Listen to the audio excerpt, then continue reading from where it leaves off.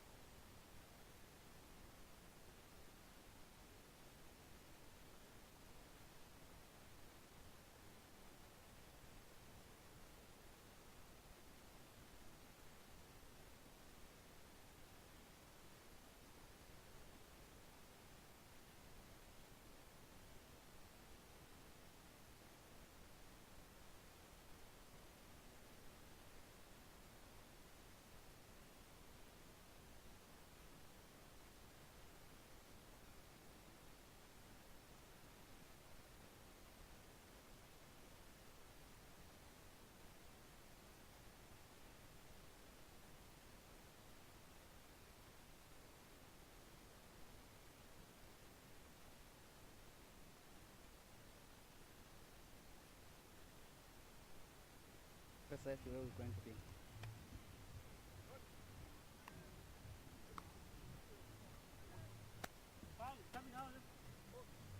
Yeah, okay, I mean, he took charge of that. Then he took that, let me know.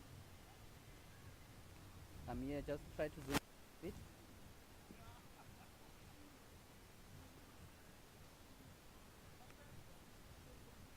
How's it? Shoaib, send me a picture of Scott at a 3 angle, please.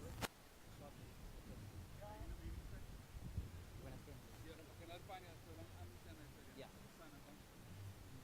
How are you? That's what I thought. Good? So. So this is the mic.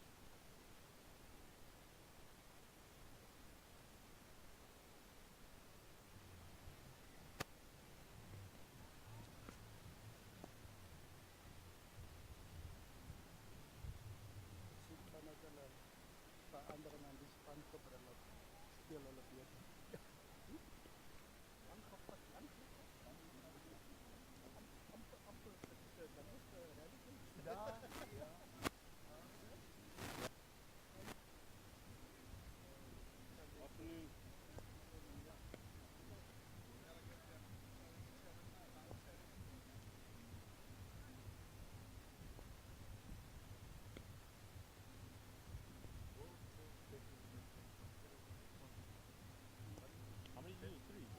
How many is 3? One you give to your opponent.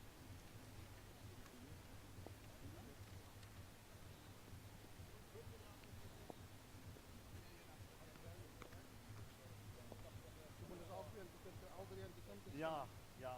Als jy net op die einde is, dan kan ek die 2 kapteins hier langs my kry, Clyde en dan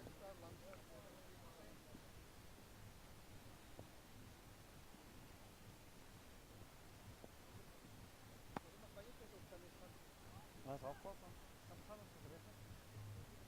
Are we good to go, Chief? Are we good to go? Clyde is the side of me? You know this. Yeah. I'm 11 from 12 at the moment. My shorts are right coin, not in Bangalore. I'm ready to go. Okay. Right. Toss time at Boland Park for the all-important clash between the World Sports Betting Western Province and Gbets Rocks. I got the 2 captains with me, but let me first introduce the match referee, Mr. Lawrence Matrus, all the way from Cape Town. Welcome. And then I got Clyde Fontaine and Carl Verreina. Clyde will flip the coin. Heads is the call.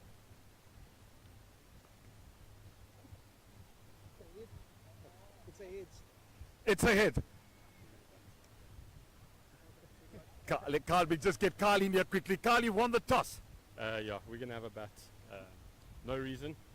Yeah, just going to try and get some runs on the board and defend it. Yeah, it looks a good wicket, and yeah, you'd really want to get the runs on the board because that's been lacking in the last couple of games for Western Province. Yeah, we've struggled a bit at the bat, so I think from a mindset point of view, it'll be nice to just get out there and sort of face that head on instead of having a total to go chase. So yeah, that's the thinking.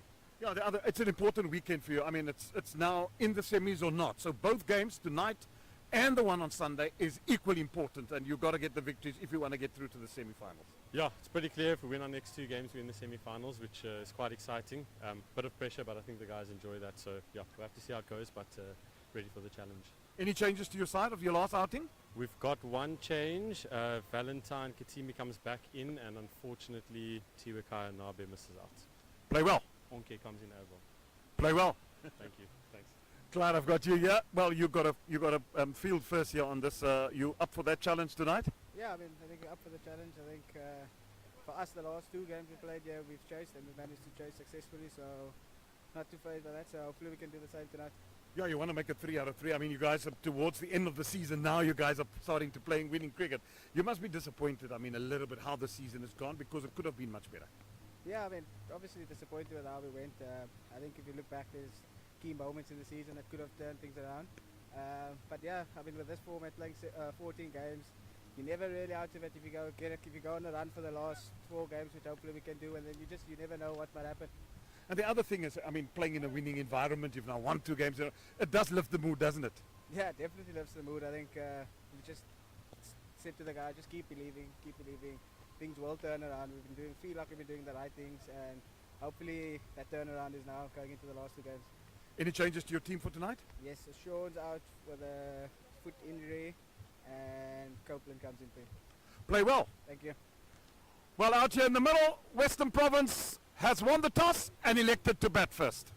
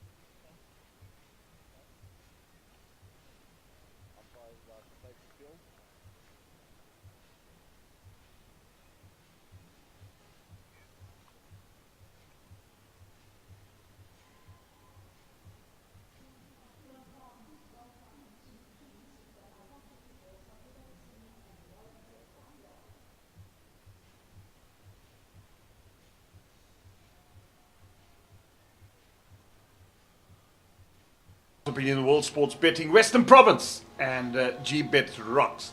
Well, we've got two umpires starting out in the middle. It's all to play for here this evening. One is on debut, Warren Weingart, former cricketer, also played a bit of B-team cricket for Western Province, played for Victoria Cricket Club. So he's been involved in the game a long time. Yeah, his dad has been an administrator, Boots Weingart, for many, many years. And with him is Abdullah Steenkamp. So great to see that ex-players are involved in the game. So it's all to play for. As I said tonight, important for Western Province if they want to get into the semi-finals. We look at the log that the Dufferbet, the DP World Lions, I beg your pardon, are right on top, 40 points. They've been playing scintillating cricket. The Warriors on 39 points. Western Province on 23, so that's why 8 points is going to be crucial for them to win tonight and to win on Sunday. They want to get into a semi-final. I don't think the Gbets drops. I mean, even if they win, they got to win probably both games with a bonus point to get them into 10 points. That will get them on to 29, and then hope that the Titans lose both their games and Western Province lose. That will give the Gbets Rocks then a chance to end in 4th place. Well, to be with me tonight, to tell it all, we've known each other for many years, but probably the first time commentating together. An old stalwart at the Cape Times and a man with many hats on, Zahir Adams. Good evening and welcome. Good evening, Jeremy. What a picture. Excited. He's here out at Boland Park again. The lights are on, but it's also the sunset that is just so beautiful. And listening to you, the Gbets Rocks suddenly from almost a position where they were in the relegation zone, they now are in contention for a semi-final. How quickly things can change. Equally, Western Province raced out of the blocks with 3 consecutive victories, but they're now 4 on the trot, haven't won in 4 games. So lots to play for here. Different moods in the camp. Western Province desperate to sneak in and book that 4th place. Well, absolutely they are. They want to book that 4th place. I mean, since I would just say, I was speaking to the coach, I said to him, to Salih Nakadin, it seems since the final that they lost at the Wanderers, it's just been a downward spiral for Western Province. They've played such magnificent cricket up to then, and the final, which they should have comfortably won at the Wanderers, they gave the Lions a sniff and they took that trophy away. First delivery, short, cut away, insurance on the boundary, first run. They will think of a second, Eddie Moore, and he's off the mark. Been an interesting tournament there where the deep cover point has become an institution in the CSA T20 challenge. Before you'd have the 3rd man down on the boundary and the point up, but it looks like all teams have now gone the route of that deep point. Yeah, they have, and especially in the power play, and they like the man square on the boundary as well on the leg side. And that's for the short delivery, the pickup shot. And we've even seen it in the IPL, how many players haven't lost their wicket early on. It's the long side of the field. All depends where the square is on the leg side, but it seems that the offside tonight, here for the left-hander, is the bigger part of the ground.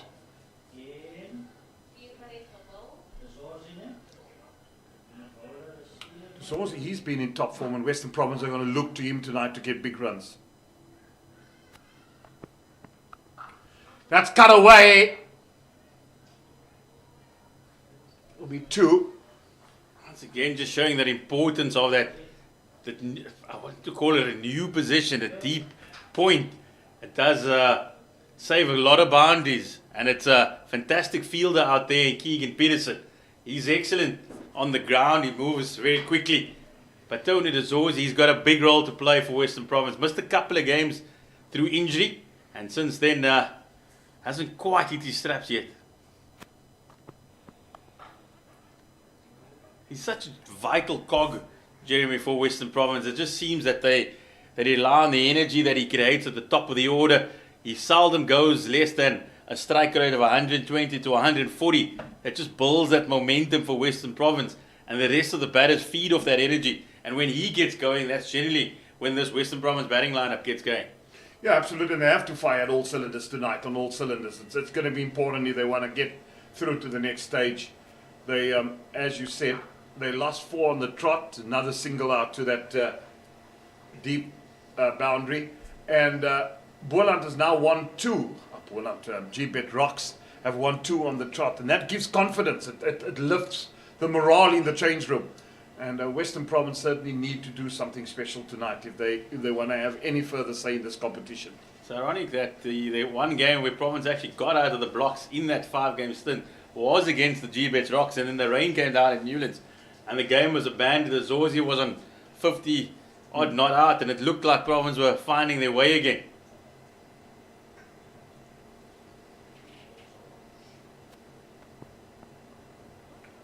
Yeah, this is not also an easy ground, because sometimes if you take the pace off it here, it is slow. So I think what the Gbets Rocks should do is to use quite a bit of spin. Look at this team. They've got Mahima. How many spinners in the team? We just look through this Boland side. You've got Mahima in there. You've got Manak. Yeah, he's been excellent this season, I think. He's been excellent all round for Boland. And it is going to be Imran Manak who's going to be opening the bowling from the Needham again. As a tall fellow, he gets nice perches on the ball. Lovely flight. Gets it nicely over the top. So he does get to the eye line of the batsman at times. Interesting journey Imran Manak's had. He originally from the Gauteng region, played for the Titans as well, and then came down to join the Cobras. And then once they went back to provincial unions, decided to stay at Boland. That's a good shot. That's a very good shot, Dazorzi. That's not going to be cut off, and that's going to be the first boundary. Gave himself that room, but flighted, beautifully driven. Excellent from Tony Dazorzi. He just leaned onto the delivery. He didn't try to hit it too hard. That was the key. Manak just over pitching with his first delivery. And Dazorzi just giving himself room and carving it away. I'll field it off his own bowling well. It's such a tall fella. He's the son of Jack Manak. So I just wonder why Jack allowed him to become a spin bowler. I mean, Jack was a quickie in his day.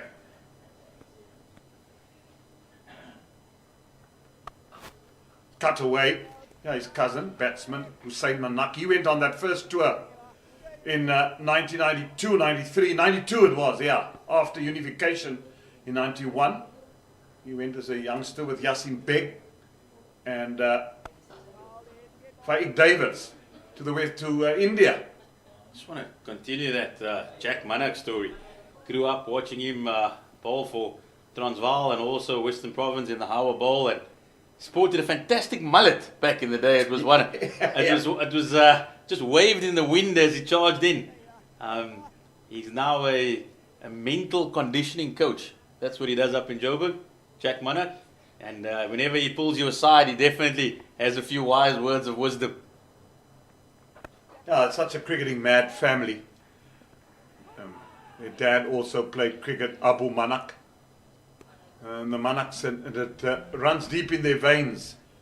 He's Mo Manak's cousin, part of the Lions squad. Yeah. Mo Mohammed, Hussein's son. So definitely the only chat at the dinner table.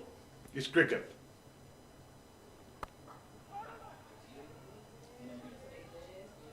But that mullet is fantastic. Vinnie Barnes, he sported one too, and Faik Davids with lovely moustaches. The 80s was certainly a time for plenty of hair. Facial hair, that is. Yeah. Afro time for me then. Would love to see a picture. There must be something there. Yeah. Jeremy got to post it on the socials. Well, I thought I was Percy Sledge. Thought the only sledging you did was on the cricket field. Nah, lovely. 80s were fantastic times. Beautiful times. Music-wise too. If you come from Cape Town, you'd know the places and the nightclubs that the 80s one used to frequent. It's cut away. Talking about the galaxy, the space. I was about to say I might have been young, but I've heard the stories. The galaxy on a Thursday night was a Saturday evening was special. Many, many stories from the good old gala. Yeah.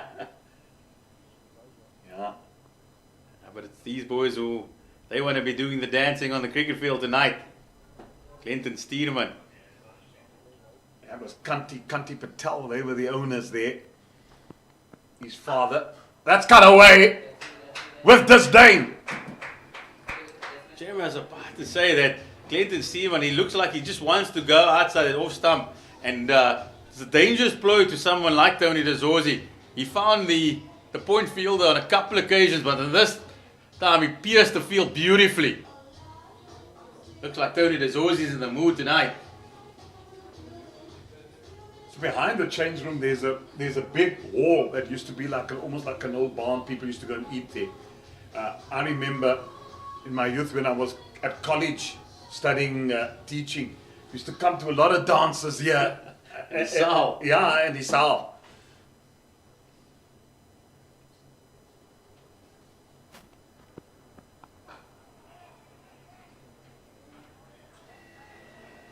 So much memory, so much. This is such a beautiful ground, such a beautiful place. Boland Park, lights, Eurolux. These lights can be switched on in a jiffy. They used to have the old lights, Newlands, when Newlands got the new lights and new stadiums, the old light. There's still one pylon left here. But I'm sure in time to come, World Cup 2027, what exciting times. Upgrading of stadiums. Yes, been building. Building is going to happen around. You see all the houses going up behind. I know at Boland Cricket, there's going to be an academy built here. This ground is going to go into a transformation in terms of seating capacity and what needs to be done here. So it's all exciting times.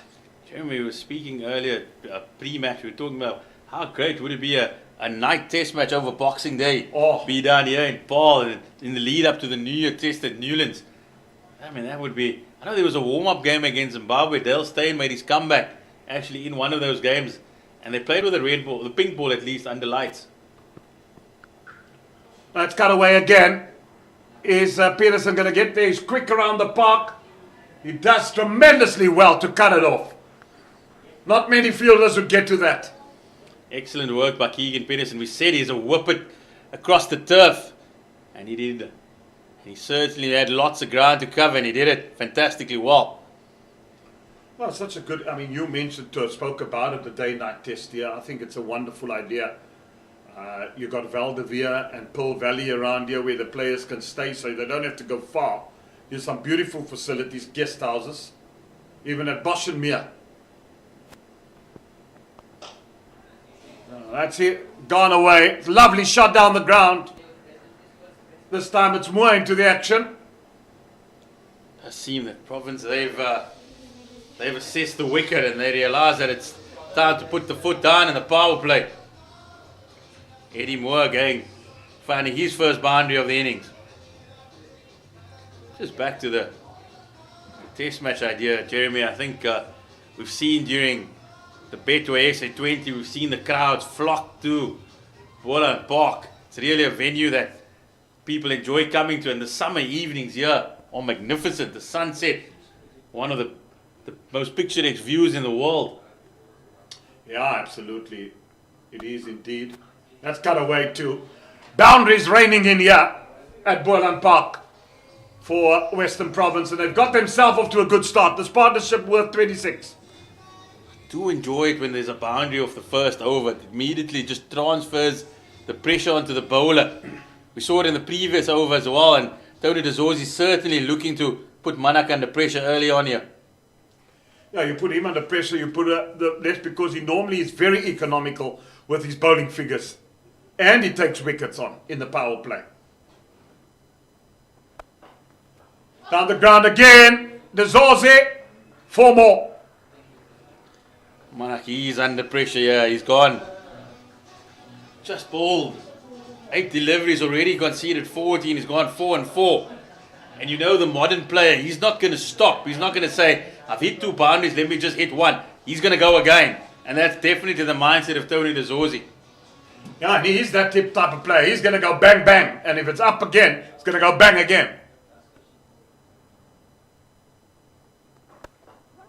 Bold. Good recovery by Manak. He just got it in the block hole. It's a positive start here, though, by Western Province. They they've been struggling as a batting unit to find any momentum, to get rhythm.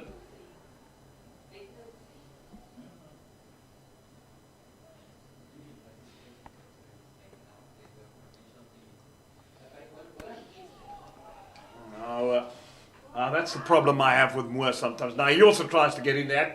Now you got him attacking. All I do if I was the opening batsman, I would just try and work it and say to Dazorzi, come on, man, you have a go. You're the one with the eye in. And he just looks to play normal cricket.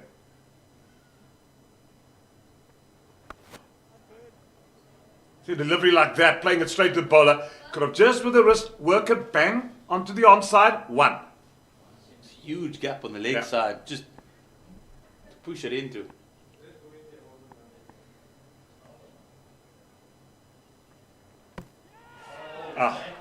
Here we go.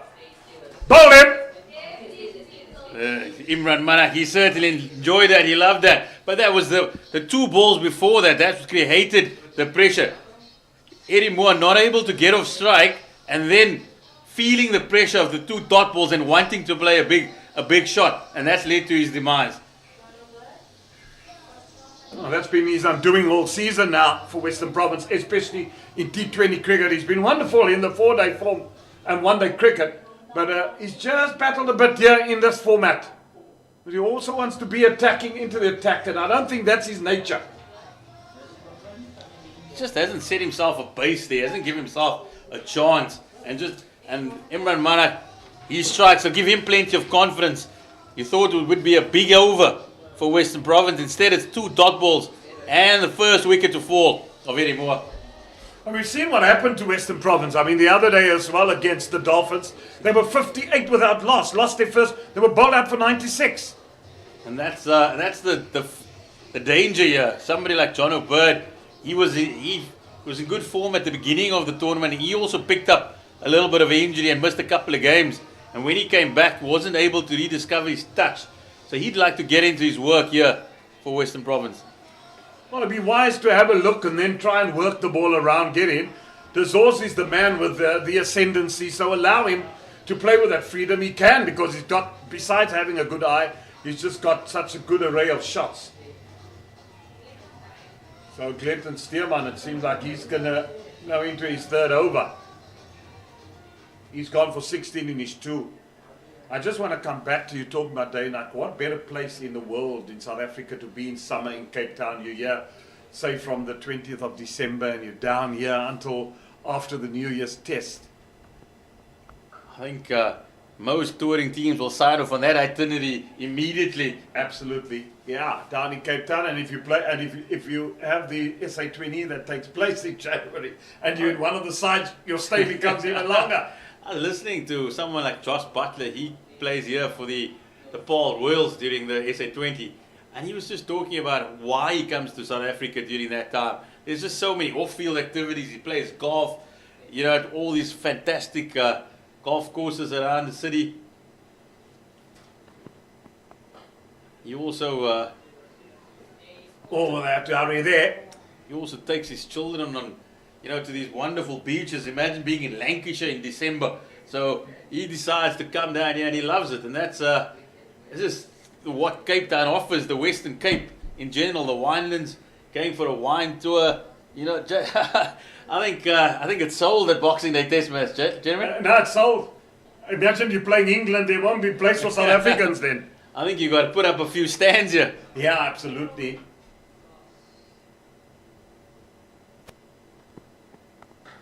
And also the groundsman here prepares such good wickets. He's been hard at work. The field looks good. Outer field looks good.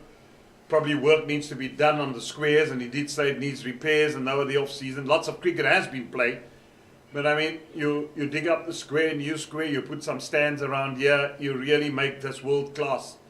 And they've got World Cup matches, which is fantastic. You can do so much more, and I think that will come in the future.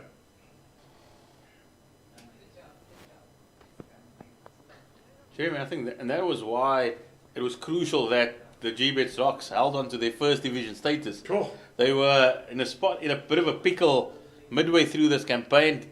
Hasn't gone too well for this year under the new coach Justin Ontong, and that's the reason. It's such a magical venue that you need this team to remain in the first division for so many reasons. Yeah, absolutely. You're right there. And you've given all the reasons.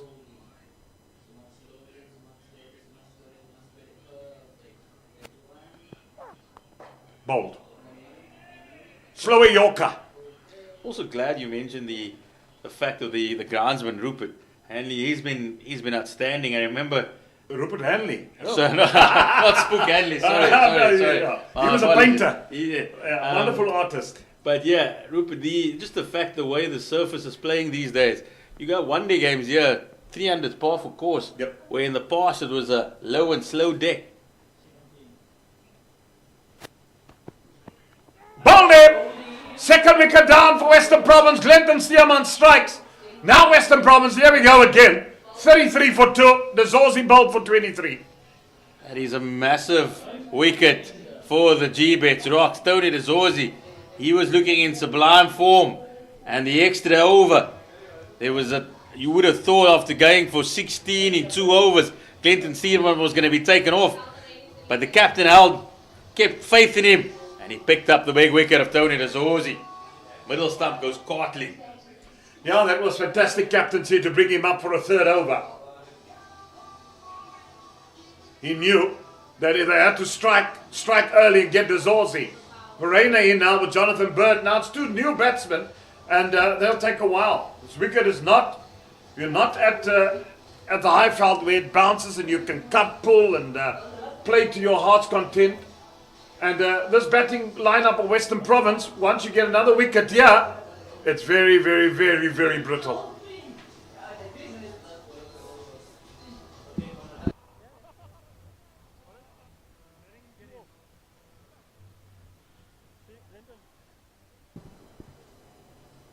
Carl Rayner, the Western Province captain. They need a captain's innings. He needs to lead from the front. He's been in fantastic form in 4-day cricket and 1-day cricket. And whenever Province have been in a crisis, he's managed to step up. Most notably that CSA 1-day Cup final where Province win all sports of bother and he got a big 100. And this is now when Province need him. Bowling change from the Nederburg end. It's Ayat Damani on loan here from the Titans. This wicket could also suit him well. He's a skiddy character, and if he gets his line right, he can be a handful. He's a good fielder as well, Damani. Fantastic addition to the Gbets Rock squad. I thought Agamai just a couple of seasons ago was the T20 Challenge Player of the tournament. Down back at the Warriors, which actually earned him that move to the Titans. He also is part of the Sunrisers Eastern Cape squad in the CSA T20. So, very experienced campaigner. Yeah, he's been around the block. Handy with a bat as well. Nicely played by Bird. Was that Verena? I beg your pardon. We'll get 2. Could this be a possible move? At the end of the day, if he's on loan here. I think it'd be a fantastic move for him, to be honest. He brings plenty of energy. And short formats as well. You look at the Gbets Rock squad, it's a bit of an aging squad. It's a squad that needs a little bit of a Tweaking. Reinvigoration. So I've always liked the look of Ayagamani. Yeah, he's been a good cricketer over many seasons now. It's all action, all energy. Yeah. Busy cricketer. Yeah, you're right. It's time for a bit of change here at Boland Park. You're right. Some players are aging, and let's hope that whoever they contract that in terms of getting the guy like Damani, you also want to build youth. You also want to get young talent, and you need to keep experience and get 1 or 2 more experience, especially in the batting department.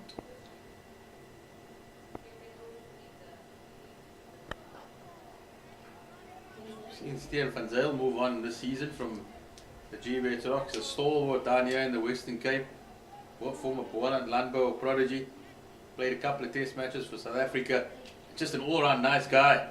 Got a great story about Steven. When he came onto the scene as a 19-year-old, he greeted me and he said, oom moet mooi stories skryf, nee, asseblief.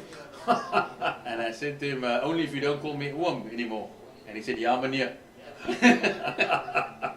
So they do make them awfully polite out here in the Boland. Yeah, no, these boys have got good manners. Stian's always been, what a player. Played for Western Province for a long time as well. When he left Boland. That's pulled away. That will go for 4. It's an interesting field change. Brought up the deep third man, the deep point that we were speaking about quite earlier, and then pushed out the deep square leg and immediately set himself up for the short ball, but just wasn't short enough. And an easy put away for Calverena. Yeah, not the easiest of wicket to bowl a short ball. You really got to get it dead right here. The wicket is not all that quick and pacey to actually ring around your ears. So yeah, it's so important at Boland Park that you get your line and your length right. Bowled.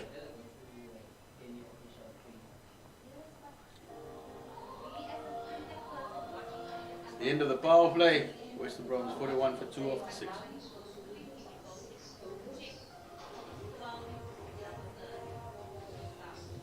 It's been a warm day out here. I believe it was like 32 degrees, and I brought my jacket along because I know at night it gets nippier.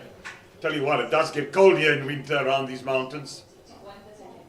Yeah, I think I don't know whether I was fortunate enough that I only come out here in the summer, and there was one game during CSA T20 where the temperatures, it was a 1 p.m. start, and the temperature was pushing at 45 degrees. There was a game where we sat. There was a cooler box on the side of the field, and we literally climbed in there with our laptops. It was the only way to stay cool, because we definitely know about the heat out in Paarl. Yeah, these commentary boxes, the air cons are not frequent in here, and I remember doing some games for SuperSport with Kwoti Rivier early on in the 90s, and we all sat here, and all you could see was stomach, our boobs, because we took our shirts off. Oh, that is a sight. Yeah. We spoke earlier about the afro, but the boobs out, that's guns out, boobs out.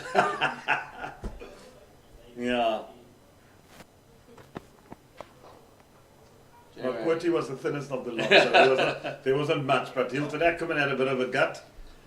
Gavin Fuel had a little bit of a paunch, and myself and Kwoti, all 4 in a row here. Fantastic. That should have been a picture for the socials today. Yeah. Would have got us an Oscar, I think. You remember the late Michael Doman? Absolutely. I remember coming out here many times with him to Boland Park.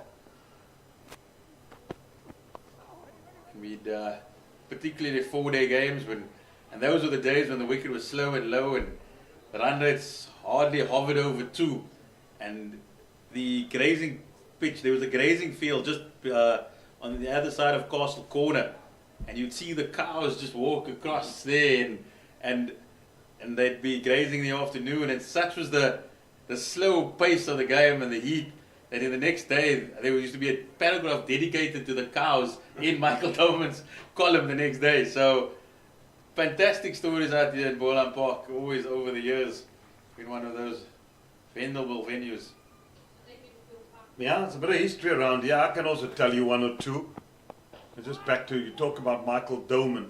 What an astute provincial cricketer he was. I saw him make his debut for Western Province at Alphindale against Transvaal. He got 66. As a 19-year-old. Yeah, opening the batting. The green-eyed monster.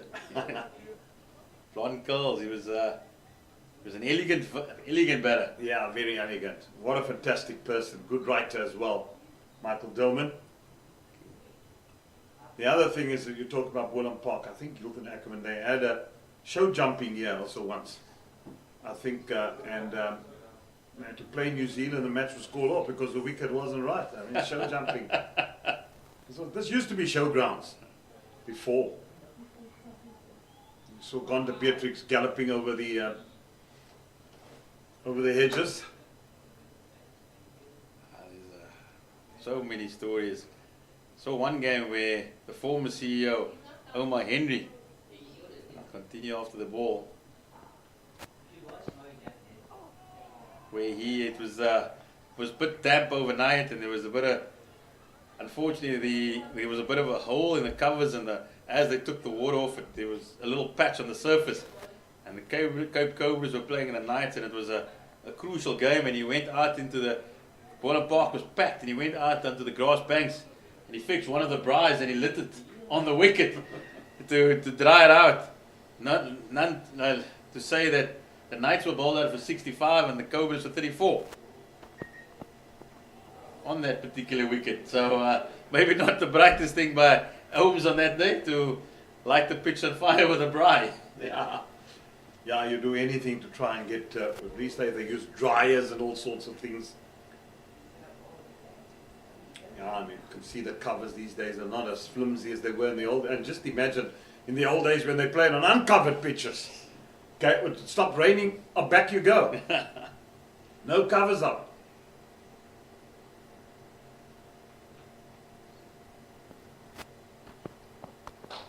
Omar Henry, a legend in these parts though. I think he's performed every role at this cricket ground. Player, curator, selector, director of cricket, CEO.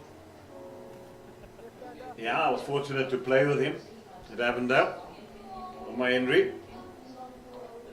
Brilliant man. Loves the game, still he loves the game so much. Such a lot to offer, pearls of wisdom. We used to call him the Scotchman, Mac Henry. Mac Henry.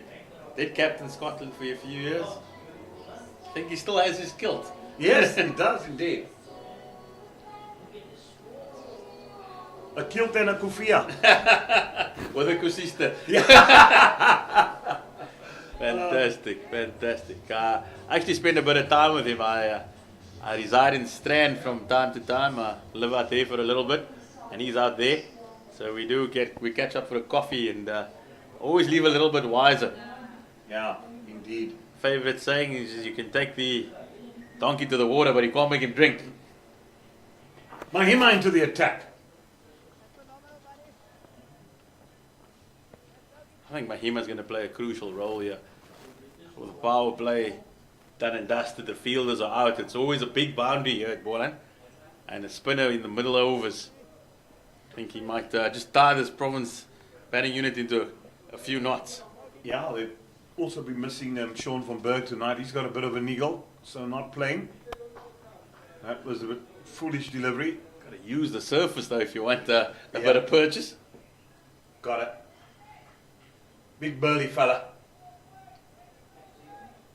With his Chris Gale dreadlocks. Looks like he's straight out of a rap video. Yeah, he's a DJ. Is he a DJ? There we go.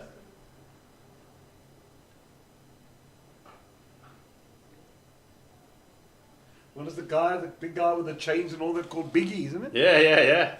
I remember Mahima though taking a hat-trick in the CSA T20 challenge for the Cobras a couple of years ago. Yeah, indeed. So he's a wily old customer. He also has some fantastic celebrations in his locker there. So I'd be keen if he takes a wicket tonight to see what he's got for us. Yeah, all these spinners have got celebrations. I think immediately of Imran Tahir and Tabraiz Shamsi. I was about to say many of them play their cricket down here at Boland Park, so it must be something in the water here. Yeah, I must admit that there were a few times that I ended up with players in the match referee's room, and one night the match referee, I won't mention names, was also about on Shamsi and I and myself as manager. I said, come on now, it's just all part of the fun. It's unnecessary that you have to go to these lengths just because he's taking his boot off to make a telephone call. There's certain things that is more to it than he wasn't ill-disciplined or anything. Very respectful, but I just thought that night a bit over the top. It's another over that's flown by. Yeah. Western Province losing their way a bit here, trying to rebuild between Jonathan Bird and Carl Verena, 48 for 2 after 8. The Iceman now into the attack. Frisco Adams. It's not many times I say this, but you know that where that name comes from, Jeremy? The Iceman? No, I don't. I just knew when I became manager of the Paul Rocks at the time, he was called the Iceman, and I just kept on calling him Iceman. So he'd come into the Cobras team and started bowling at the death in the CSA T20 challenge, the Ram Slam, as it was called back then, and he closed out a couple of games, and in my copy I said there was ice running through his veins during the death, and the headline was "The Iceman wins it for the Cobras." Lovely. And since then it's stuck. He came to me one day and he said, I don't know if I should say thank you or not, but it definitely has earned me a few jokes in the change room. Oh, he's got an armband on, black armband. I wonder if it's not. I don't see the rest of the players wearing armbands. Could be a family member. Yeah, that's what I'm thinking. Probably a friend or family member must have passed on. Normally, that's when players wear these black armbands. Jamie, the boundaries have dried up here for Western Province. Well, it just shows you the two wickets that went. I mean, it forced the hand of this. You know, the Zorzi there. You know, boundaries were raining in, and him losing his wicket was a big loss to Western Province. And that's why one feels another wicket or two here, Western Province have been in all sorts of trouble. I mean, they got Katime in next at number 5. He's got an average of 9 in this form of cricket, batting at number 5 for Western Province. So, I know he's a young player trying to make his mark, but sure, number 5 is such a crucial position in this, and you need to up that average. You've got to have a bit more experience. I'm all for youngsters, but I don't think in this format you can. I think Province are missing Mkhlali Popongwana. He's a key member of that batting unit, particularly in the one-day cup, and went on the tour of New Zealand with the Proteas. His injuries kind of just affected the balance of the side. Wayne Parnell also injured for Western Province. Another leading all-rounder, David Bedingham back to, and Dane Patterson back to England. So that is a couple of big losses for Province, and they've tried to manufacture and work their way around it. Yeah, not easy. Especially players of the caliber of a Bedingham and a Dane Patterson. Huge.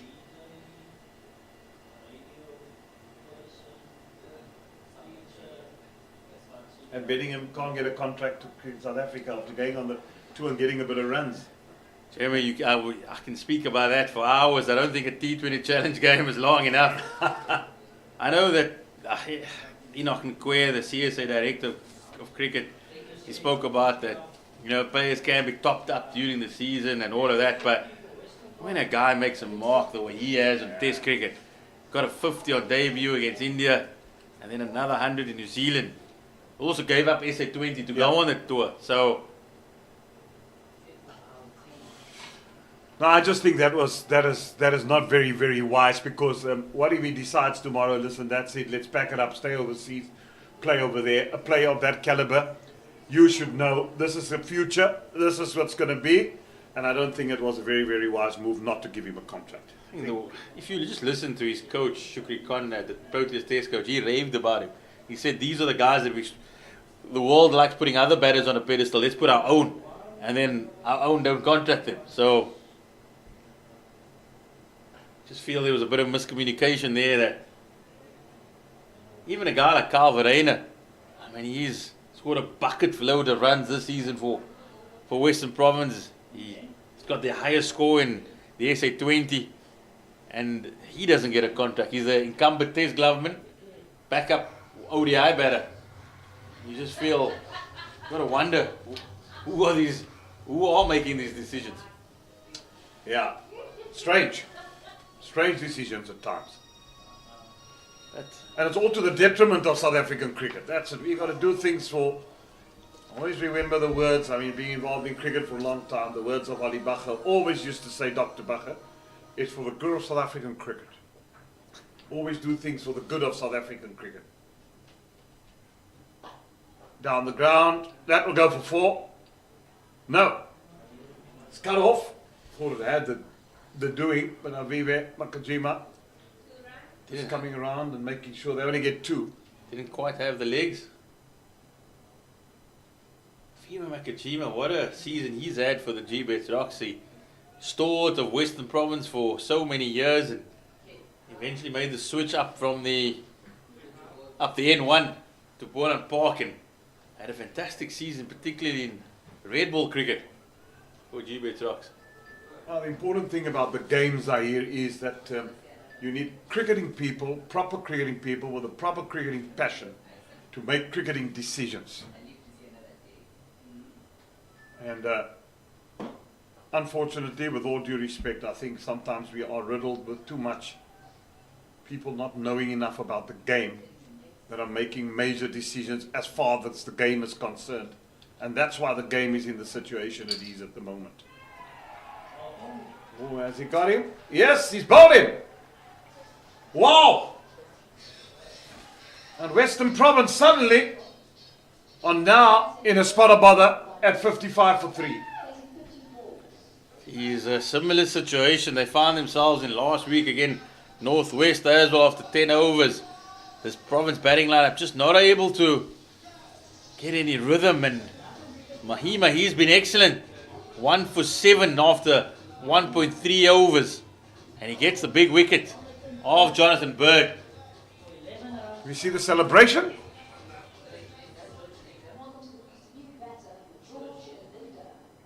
It's quite subdued by the big man today. At the moment, Imran Manak winning the celebration competition.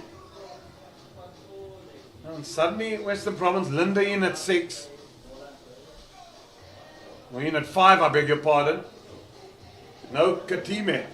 See, that's the problem. You pick a guy and you batted number 5 the other night, he's down the order. What, I sometimes don't understand. They would know in the change room. I just feel Western Province are batting, they are batsman shy, as far as I'm concerned, in this format. I think the idea was when Wayne Parnell came back into the side, he was meant to bat up the order just to lengthen the batting lineup, but without Parnell, and now placing huge emphasis on George Linder. He's had a stint at the Pakistan Super League already this year, so one of the more experienced T20 cricketers. Hasn't quite found his rhythm with the bat though, as George Linder. I feel that's a big part of his game.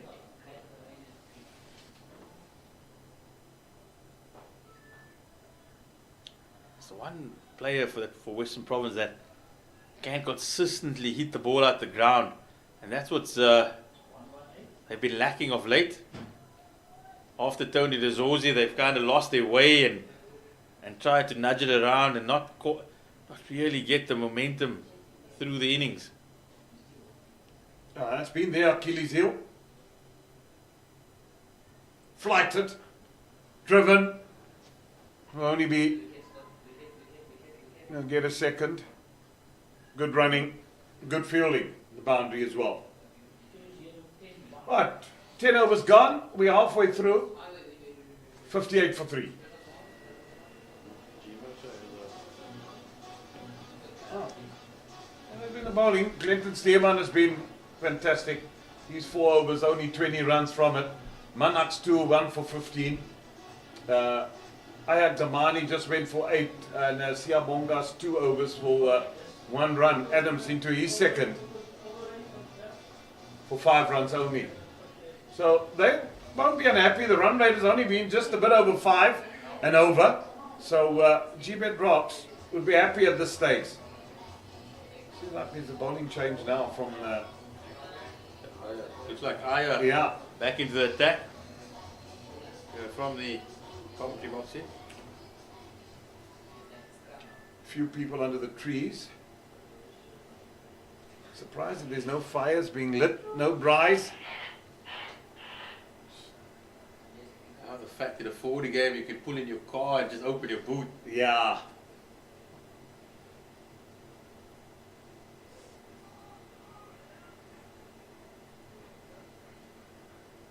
Aya Gamani is probably Just needing to settle into what is a good length here at Boland Park, obviously coming from the Highveld, where you try to hit the deck a lot harder. Probably rely, go back to his change-ups, which he learned at St George's Park. It's probably similar to that surface.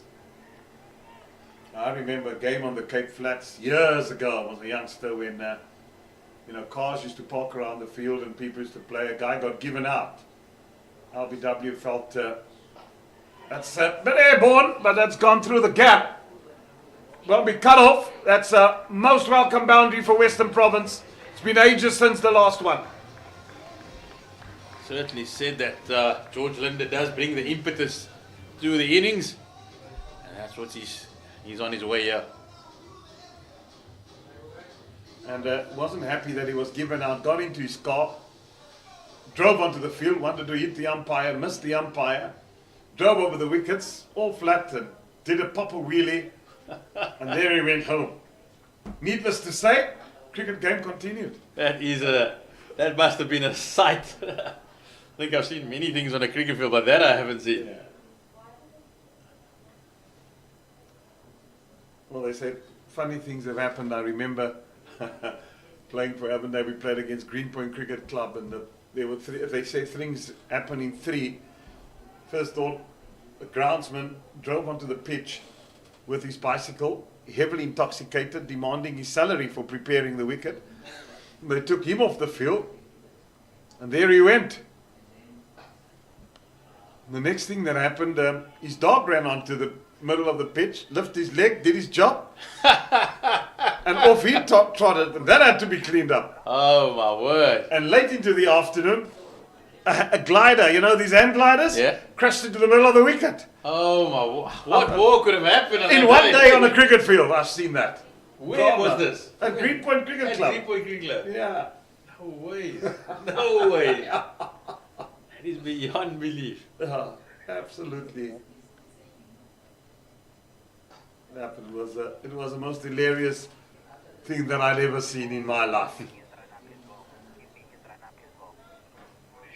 What do you mean he's run up?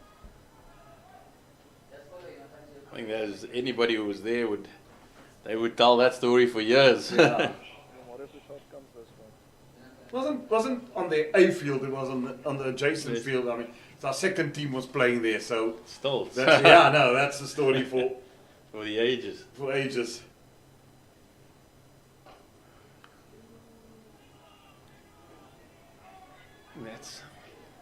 That is a key element here on at Boland Park. You have to run hard. You have to feed the gaps and create the open spaces and try and turn the ones into twos. I do know that George Linder does, since his knee operation, had a big knee operation last year. That's the Western Province cap. It's a little tentative at this stage, not knowing quite where they're going to end up. They'll be looking in the region of trying to get up to 140 minimum. Yeah, minimum 140. You got that'll be. I reckon they get to 140 on this weekend. Minimum will be a good score. Boland's been playing well of late. Gbets Rocks, beg your pardon. They've been playing well of late at Boland Park as well. On the other day, easily against the Tuskers as well. So Western Province, if they want to get into the semi, as I said, both games is going to be important for them to win. Or else the Rocks must make sure that Western Province lose if they want to get this point, and then I hope Western Province on Sunday defeat the Titans. And the Titans lose tonight, and then they'll get no point, because you look at the situation of the log. Just get it in front of me. Nobody can catch the two top teams. I mean, Warriors and Lions. No one's also going to catch the Dolphins could still be caught up if the momentum multiply win both their games. So if they get 8, that pushes them to 35. Dolphins don't get points, they have 32. But Western Province winning both their games, 8 points gets them to 31 points. And Paul Rocks, if they win tonight with a bonus point at 5, it pushes them to 24. And they get another 5 points on Sunday, pushes them to 29. And you're hoping that other teams, those are the permutations. Then they're into a semi. But they'll have to win both their games with bonus points to give them a chance, I think. Because I don't think if they get 8 points for 2 wins, what will get them to 23, 27 will be enough to get them through to a, because their run rate, and even if the Titans stay on 27 and the Rocks win, their run rate is minus 0.77, and the run rate of the Titans is 0.49. So that would curtail them getting into a semi-final if... I think it's going to be rather tough for the Rocks because Province play the Titans on Sunday. Yeah. And one of those teams will go ahead unless it's an abandoned game, and that will take just whether the Titans lose tonight, it'll still take them up to 29. So it really doesn't seem likely for the Rocks. More likely the fact that they won't be relegated this season. That's the bigger picture. The bigger picture, yeah. No, I'm just throwing it out there for what The it's fact worth. that they in the conversation, considering where they were, is amazing. They were 6-0 at one point. Yeah, they were really struggling at the bottom of the table. They've had a couple of big wins, so they're one of the few teams to get past that rampant Warriors team in Gbets. Yeah. That was a big win. So that threw the cat amongst the pigeons a little bit. At the top of the table, it looked like the Warriors were coasting along to first place, and suddenly opened the door for the Lions. So they played their part. Yeah, they certainly did. The Warriors just of late, I mean, the last couple of games they lost. I mean, the other night also at Gbets, thinking that the Lions, they the form team. They definitely the team to look. They won the 4-day trophy. Western Province won the 51-day cup. Just on that though, Jeremy, you spoke about how Province have gone backwards since that 4-day final. In reverse, the Lions have just gained so much momentum from basically coming back from the dead. Yeah. Jaws of defeat was staring them in the face, and then they came back and miraculously through Delano Potgieter, one of the most unlikely heroes. He got a big 100 in the second innings, and suddenly the Lions were on their way. And now you look at their squad, they've got spoiled for choice in terms of batting options, bowling options, all-rounding options, and then that coaching staff.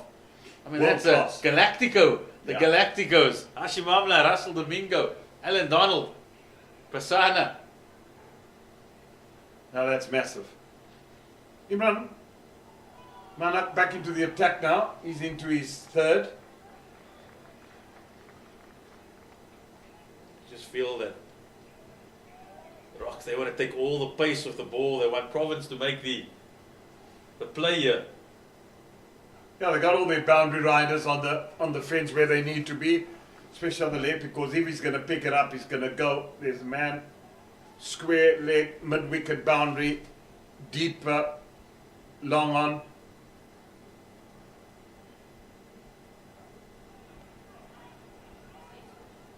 They wouldn't mind Western Province taking singles. It's the boundaries that they want to curtail. And come at some stage of this innings, someone will need to take the ascendancy and say, we've got to go the aerial route and try and eat it out the ground.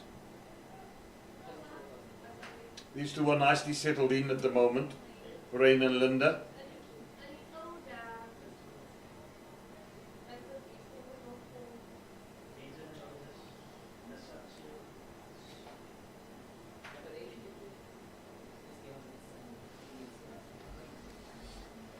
Now, the one thing that's just been a disappointment is crowds. Most of the grounds around the country. How much advertising and marketing goes into this. It's so important that we preserve the game, sell the game properly, and make sure that the standards are right. I just feel though that a few nicer things to do on a Friday night than sit at Boland Park and watch a bit of cricket. Yeah, I hear you. But that's the more the reason when you're in a competitive space is to try and be creative.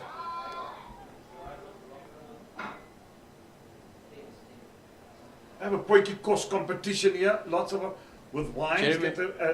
and why not? And then you get the fathers out there, the kids are running around playing. What about the schools? I mean, I just find it mind-boggling that the unions over the years pick these kids under 15, Boland under 19. Why aren't they at the grounds? Why aren't the schools convinced to be part of it? I know there's a lot going on, but surely to goodness, some sort of incentive somewhere along the line. There we go! That one's gone all the way. The maximum that we've been waiting for. Western Province, they've been sitting on their heels, they've been absorbing the pressure. But Kavarena, he's decided he's got to put the hammer down. It's gone all the way.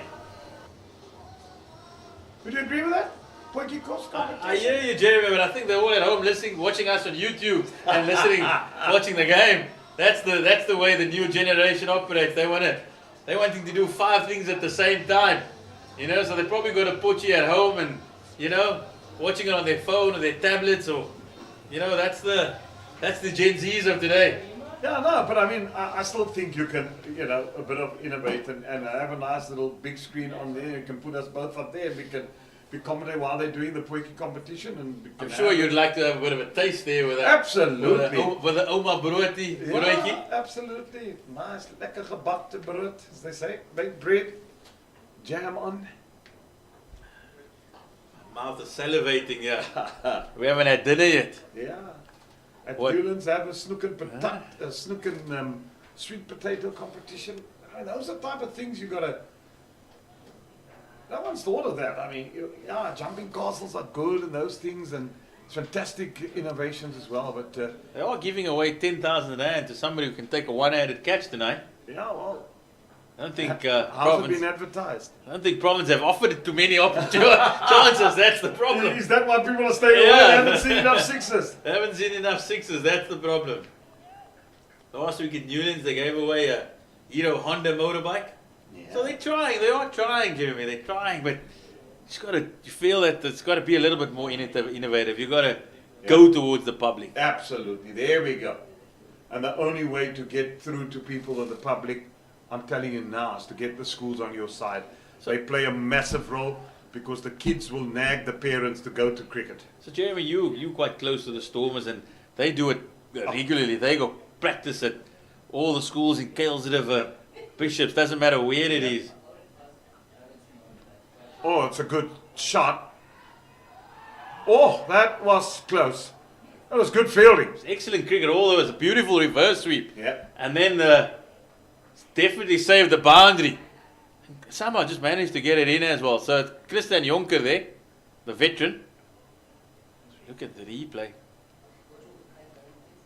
It struck sweetly, and then got the throw back in. And Kavarena here to scamper. But like we said, the Stormers, they go out to Kuilsriver, Ravensmead, they go to all these schools, Bishops, Wynberg, it doesn't matter which areas. And that's how they engage with their audience.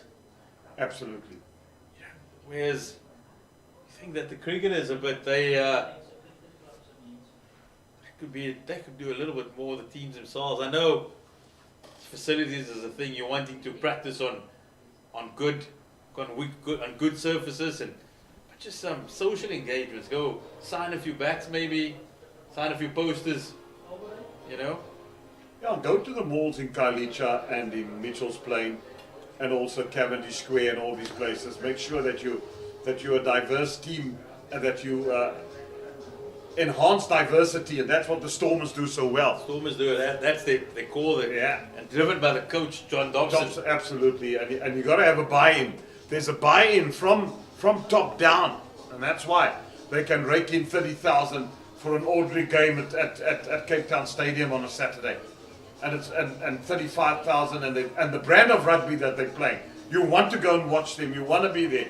I mean, I don't miss a game when the Stormers are playing, because I just love the way they play. I just love the atmosphere. Love seeing the crowds, and sometimes you just stand around and look what they're doing.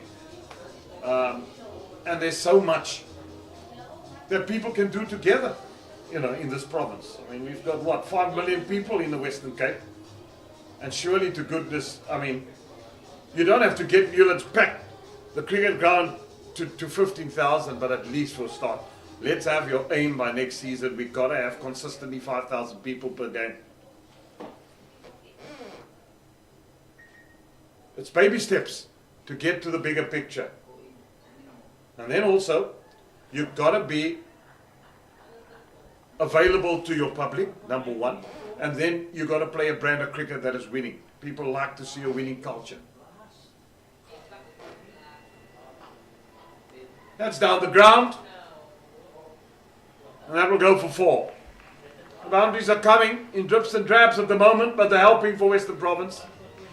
It's the end of Mahima's spell. It was the final ball of his spell. He was miserly before that, and he'll be kicking himself that he went for a boundary.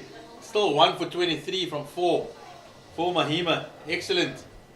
But Carl Verena, he's just found a little bit of momentum. He's 30 of 24.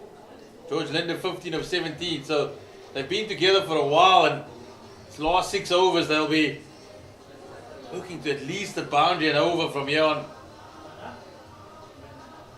You just watch the IPL and you try and compare, and you see 89 for 3, and that's like after 5 overs in the IPL.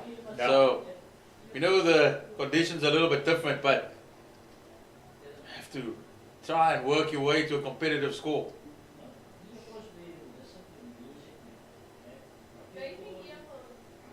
The other thing is, as you mentioned about, other things to do on a Friday night. There's the semi-finals of the varsities, first division. There's the IPL cricket. Is this the right time of the year to have this competition going? That's another thing Cricket South Africa need to look at. Being into April. Do you want to be playing this competition when people are watching something else, especially T20 around the world? So yeah, these are all things that needs to be considered, and a think tank needs to be held. I think each province in their own respective union need to engage to their public and to their audience, and that's how you start winning people back.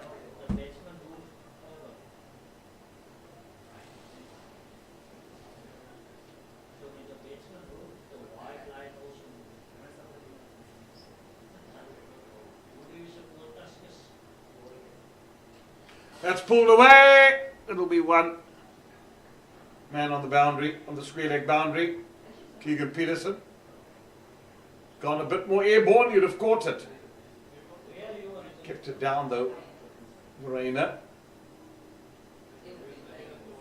91 for 3 into the 15th. These two still got to bat deep. They've got to be there 17th, 18th over. If Western Province want to get, that's a good shot in the gap. They should turn for 2. Good running as well. Well, they've been good in the field as well. They understand the amateurs of this ground very well. They know that it's a very big ground, so you'll see the fielders often just 10 meters off the fence to defend those 2s. Yeah, the guys also when the wind blew here and we had Mzansi League Faf as captain, how they worked out the areas, who's bowling into the wind, who's bowling with the wind, where we're setting the field, how do we work out the corners. It was fascinating in that T20 to see how things, and yeah, it just shows you what experience does when you know. And a very good coach in Adrian Burrell was here at the time. He knew, was coaching overseas and at Hampshire as well in the UK. So the end of the 15th over, 94 for 3.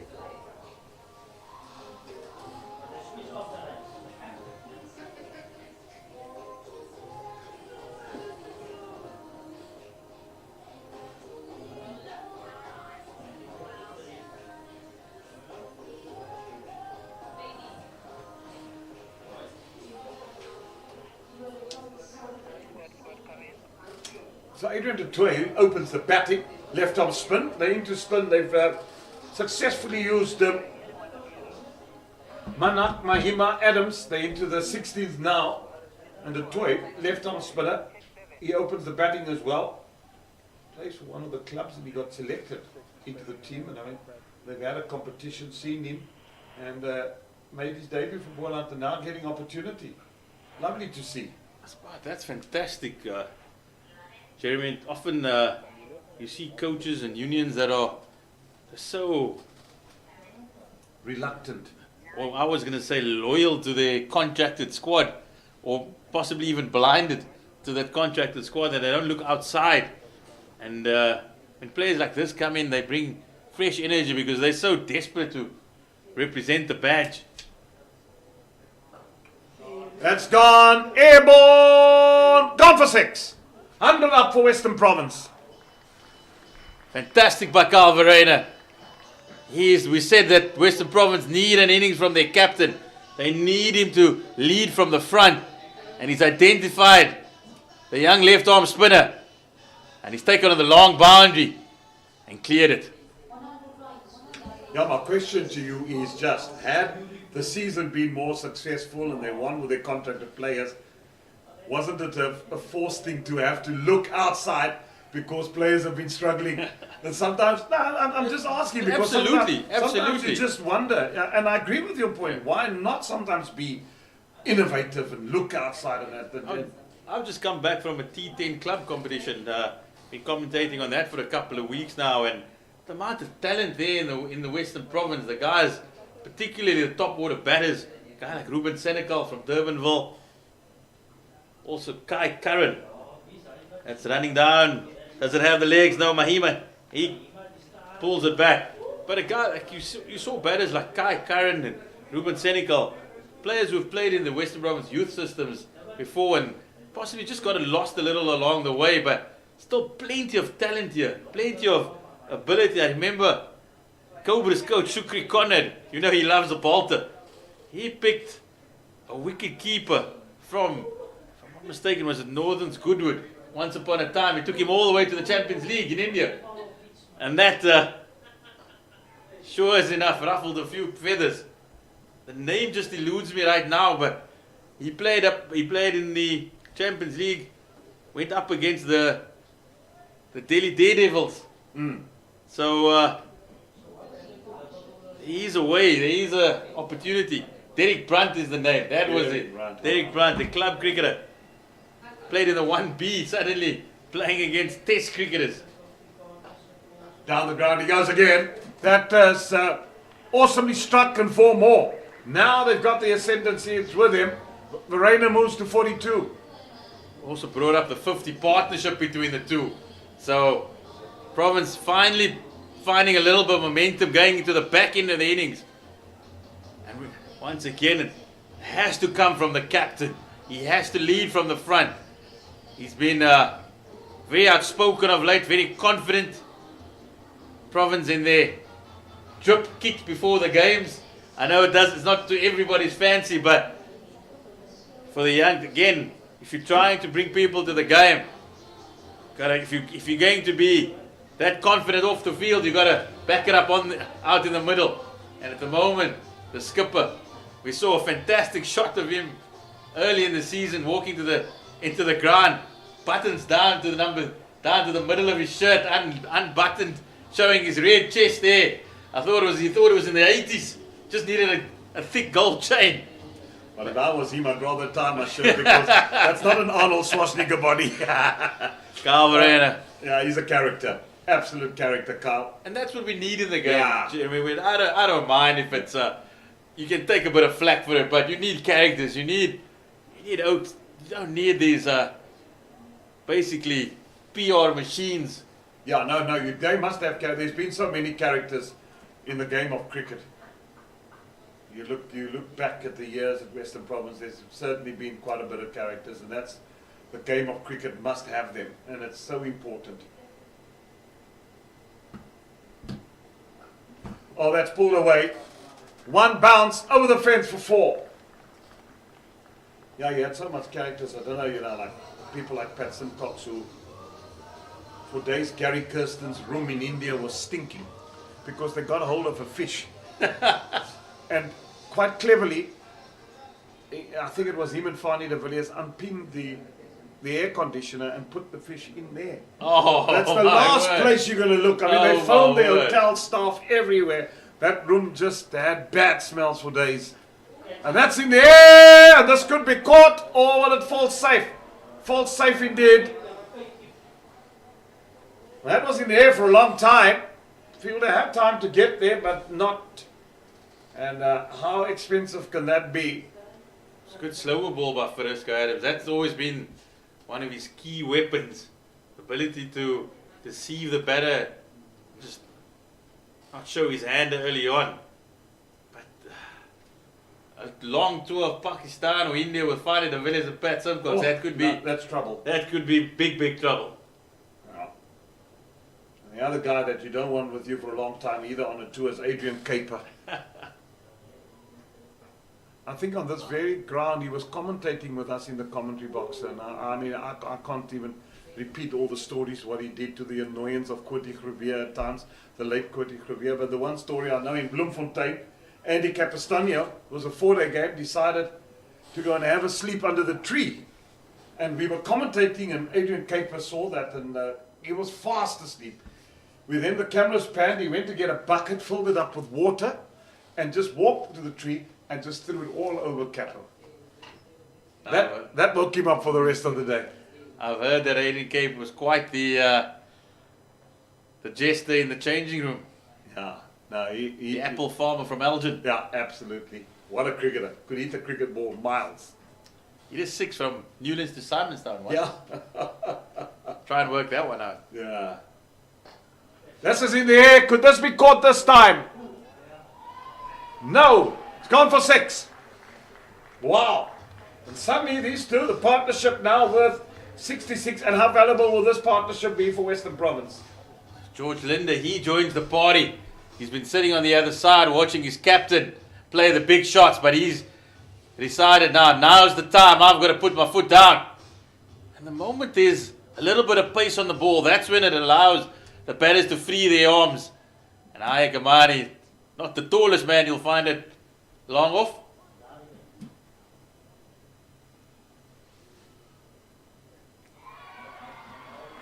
Ball in. Through the gate. Off stump gone. Frisco Adams strikes. 4th wicket down for 121. It's a brilliant comeback by Frisco Adams. He's just been hit for a 4 and a 6 by George Linder. And just when Province seemed to be finding momentum in the innings, a massive blow struck there by the Iceman, Frisco Adams. Now the Iceman strikes indeed. Was well liked also by his teammates. Hails from Robertson.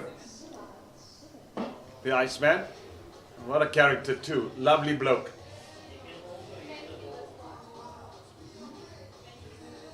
Handy batsman as well, Frisco Adams.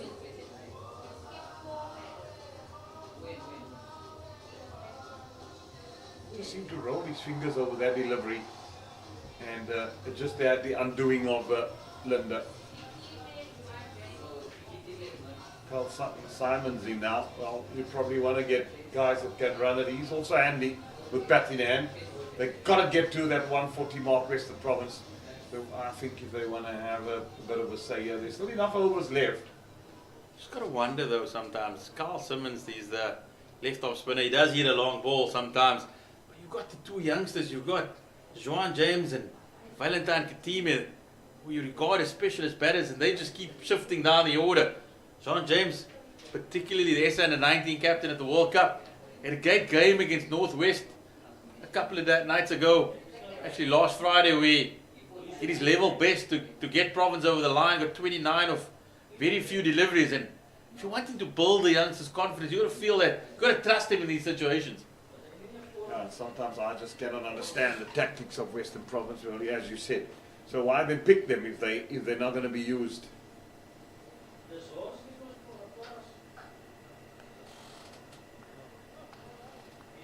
Jeremy, I'm about to say though, what do we know? Because Carl Simmons has walked in and absolutely smoked that first delivery. Beautiful.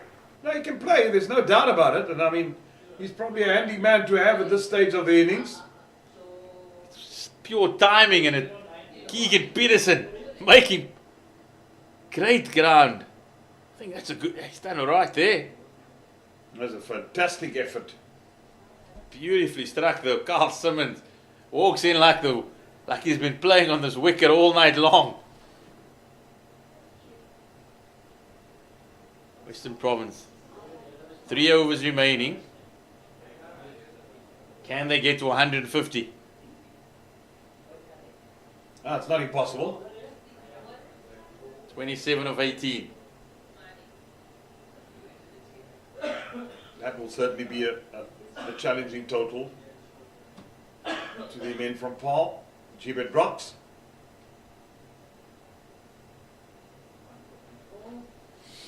I think for them to get there, the key is going to be Carver. And how long can he, of those 18 balls, how many is he going to face?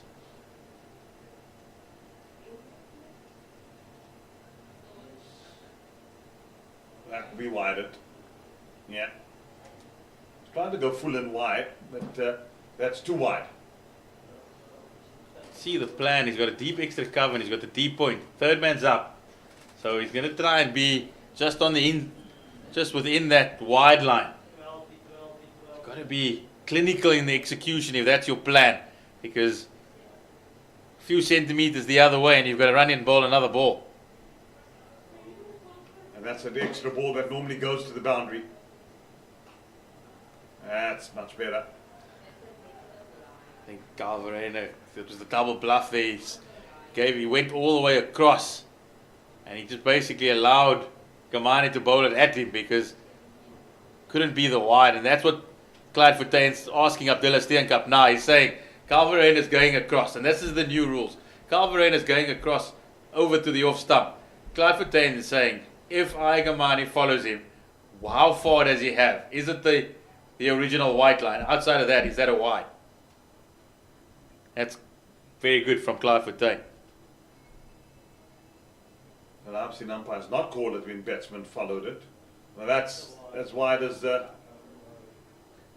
wide ocean out there. So we're actually an intriguing thing here because Calvarena he's playing with Gamani. He knows what he wants to do. So there are times when he walks across and there are times when he just stands still. And that's forcing Gamani to go even wider. I must just be careful not to lose his composure here as a bowler, because you can so easily be drawn into this. Verena now fetches it outside the off stump and bludgeon it over mid-wicket for 6. This is excellent batting from the Western Province captain. He took guard outside the off stump and went even further across to open up the leg side, and he middled it sweetly. Where does Gamani go now? That was an excellent cricket stroke. Good improvisation from Calvarena.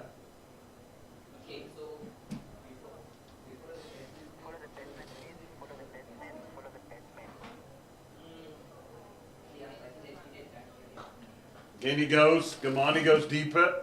So it will just be a single. But it brings up Calvarena's 50. The Western Province captain of just 34 deliveries. He acknowledges the applause of his teammates because they know they needed something from their captain. They were in a spot of bother. They lost Tony DeZorzi. They lost Eddie Moore. And the captain, he's come to the rescue. Yeah, and he also knows that if he's there at the end, he could end up with a good 70 or 80. If he's there at the end, don't want to lose a wicket and get his team to that 150 mark. But it's been a very cultivated and polished 50 from Verena. I think it shows a lot of character also, Jeremy. This team has been under pressure. You're the captain. Province have lost 4 in a row. They're on the verge of not making the semis. They need something. They need a bit of inspiration.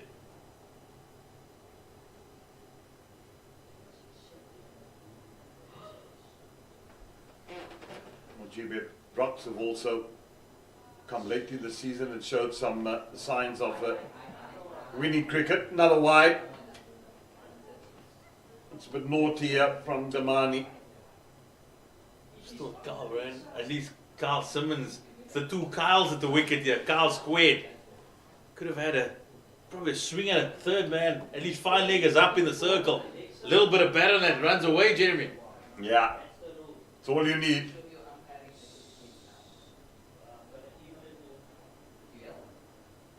That's in the air. Sounds of catch it. He won't get there, but they can turn for 2 because they've come a long way from the boundary. Avive Makajima. He's also got the black armband on, so would be interesting to find out from the Bola team manager just what the reasons are. Yeah, could find out during the supper break because both of them got. So it must be someone that they both know. We're getting a pochi for supper, Jeremy? Are we? Hoping. Oxtail? That would be lovely. This one's in the air as well. Let's get a fault safe once again. They're going to turn for 2. And Abibe Makajima again knows that on the bounce to look out for the spin of the ball. It's been a productive over here for Western Province. 6, 3 wide, 9 and 4 makes 13 already. Easily the most expensive over of the innings. So Province finding a bit of momentum here towards the back end. Now they're going to make sure that they keep this impetus till the end. The innings to get them over that 150 mark. There's signs of catch it again, but it's one bounce to the fielder.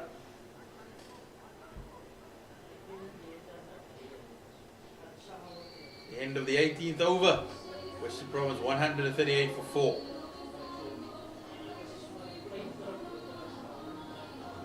Always liked the look of Carl Verena. It's ever since I've seen him, he was a youngster down at Weinberg Boys. To admit my alma mater as well, so got a fairly early look in. Came under the tutelage of Eric Lefson, the most successful schoolboy coach, but also a mad actor. And he said that this young man will play for South Africa, and he's done it. It's been a winding road though. He burst onto the scene, scored plenty of runs for the Cobras in Western Province, but just of late, he's also added extra dimension to his game. He's wanted to be a lot more positive and particularly improve his T20 strike rate. So Keith Richardson was the cricket coach there for a long time before he was at Bishops. Keith Richardson. Also worked with him during when I was involved in the then Nuffield weeks before it became the Kaya Majola weeks, and he was also very much involved there. Also when it became the Kaya Majola weeks, afterwards the Coca-Cola week for under-19 cricket. It's very influential, I must admit, in my personal life. He was one that got me to Weinberg, showed me, put the hockey stick in my hand and went on to play provincial hockey. So, and also a mentor of mine, so plenty of time for. Good man. Yeah, it just shows you what people can do, you know, in education, in the lives of young people. I had on Saturday a pupil walking up to me who I couldn't remember and said, "Sir, I was in your class." I calling back the time. Was he walking with his children and you thought, how old were you, Jeremy? Did that suddenly hit you? Yeah, I thought, and she said to me, "No, sir, this is my age." And I thought to myself, "Gosh, how long ago did I teach you?" Yeah. I remember also. It's amazing how when it's good when pupils remember you in that respect, because there's many a day you ask yourself the question that will go for 4.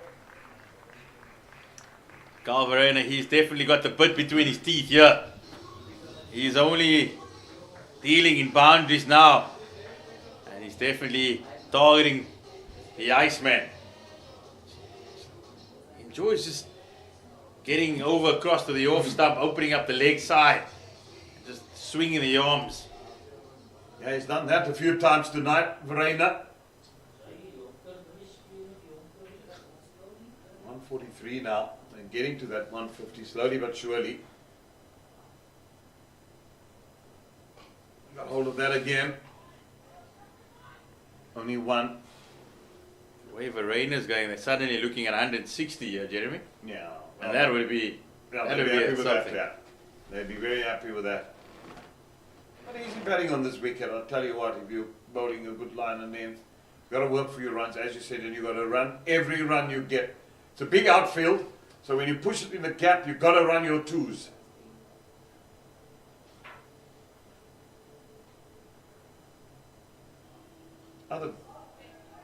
Other big ground that we also run a lot is at in Bloemfontein. the big outfield as well. You know what, it's still called Mangaung Oval. When I got there, when I worked there, it was called Springbok Park. Then it was Kelly Tyres Park. And I had so many name changes over the years in different sponsors. Where's this one gone? Has it gone the proverbial mile? Yes, indeed. Where are the people in the crowd? We needed a one-hander there. Carl Simmons, he was offering it up. He put it out there. There's a chance to win 10,000 Rand. Carl Simmons going downtown. Downtown indeed he went. Maximum.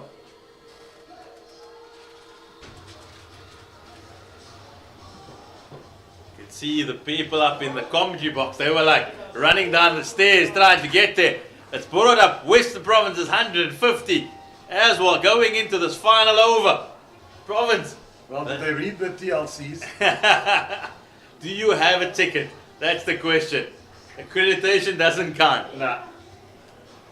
I feel that there are going to be a couple more in this final over. 29 runs the partnership. And the money to bowl the last over 2 out. They'll feel they'll want to get it. And if the first ball gets to the boundary for 4, pressure would really be on the Gbets Rocks now. Feel the difference with Carl Verheyen at the crease. He takes that card again. It's way over the off stump. Got to get in the Yorker here, Jeremy. He's got to get in the Yorker.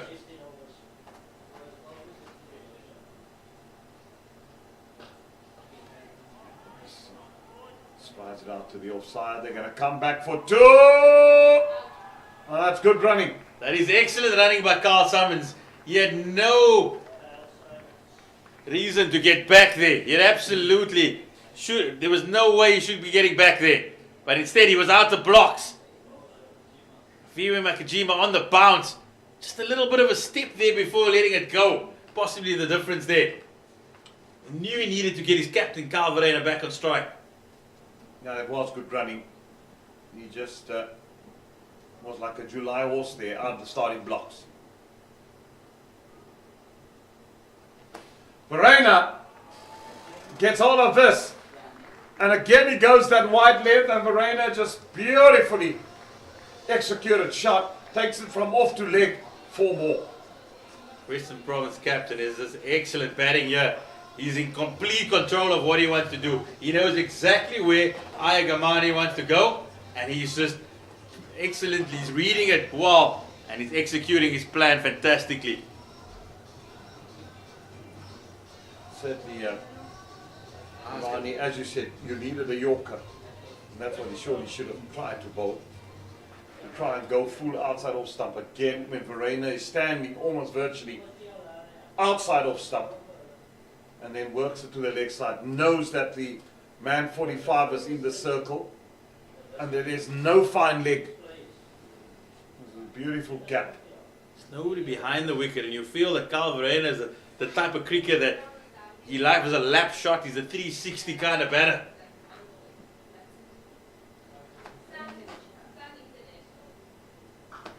He's got hold of this one too, and it's gone for maximum. 160 up now. And Western Province all the way at the moment. Jeremy, Carl Verheyen is playing a magical innings here for Western Province. Just when they needed it most. He goes over to the off stump again. Way outside the off stump. That was outside the wide line. And he puts it onto the bank. A couple of balls. We said there's already gone a 6 in this over. We said whoever's in the stadium, get on the cross bank because you're going to get a chance here. Well, there certainly has been. There's a couple of people standing there, but not too many. It will have to go straight down their throats. That's wide. No. Yes. Yes. And there's a I'd wide. like to know if that was height or was that... Yeah, it's height. That's for height. Yeah, definitely height. It's not width. It's not width. The wide line doesn't count. Clyde Fontaine, that's made it clear. Abdullah Steenkamp, he's explaining it to Clyde Fontaine. He's frustrated with the umpire, but he's being explained. It's above his head. Has to give Carl Verheyen an opportunity to get to the ball. Absolutely. It's a good call from the umpire. Steenkamp's been excellent here. He's understood the rules and he's more important, he's conveyed it to the fielding side.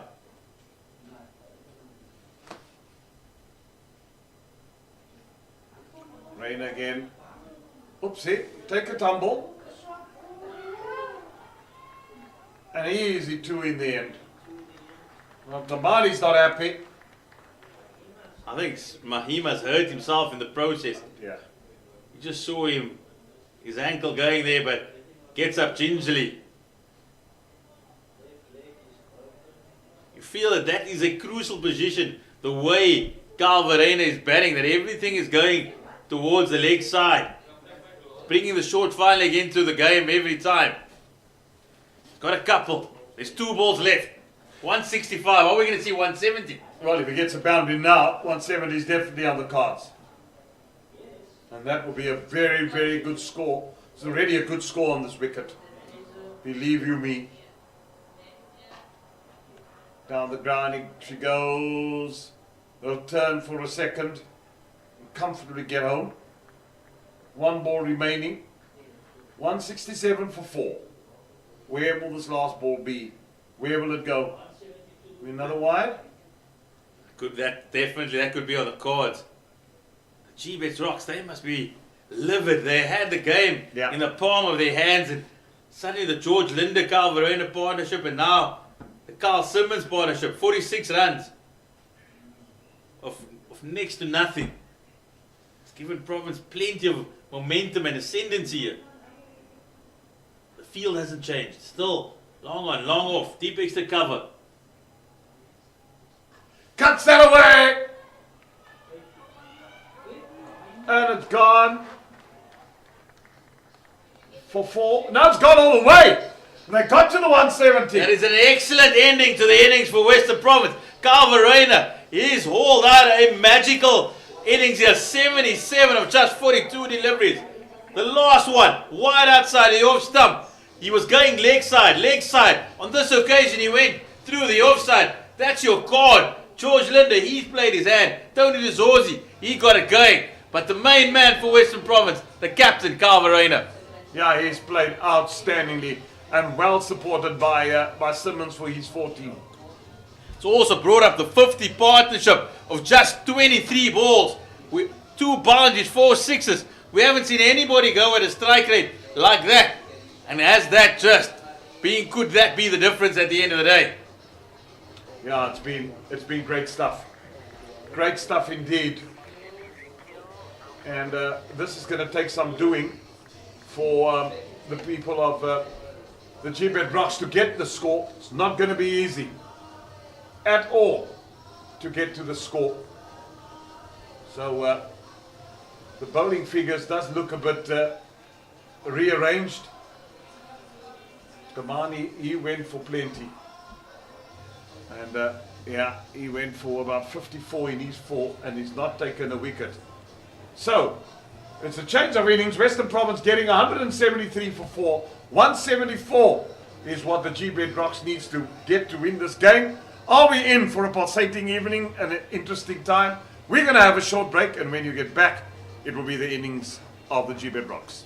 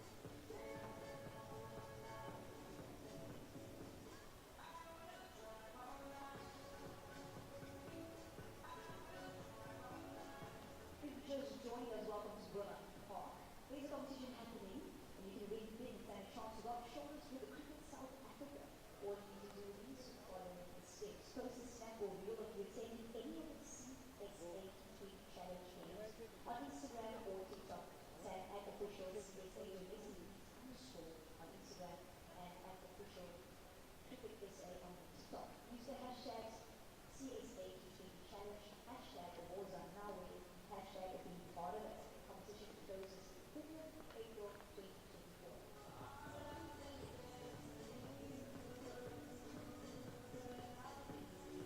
Another reminder before we see you here on a Sunday where we take on the Northwest Dragons at 2 o'clock.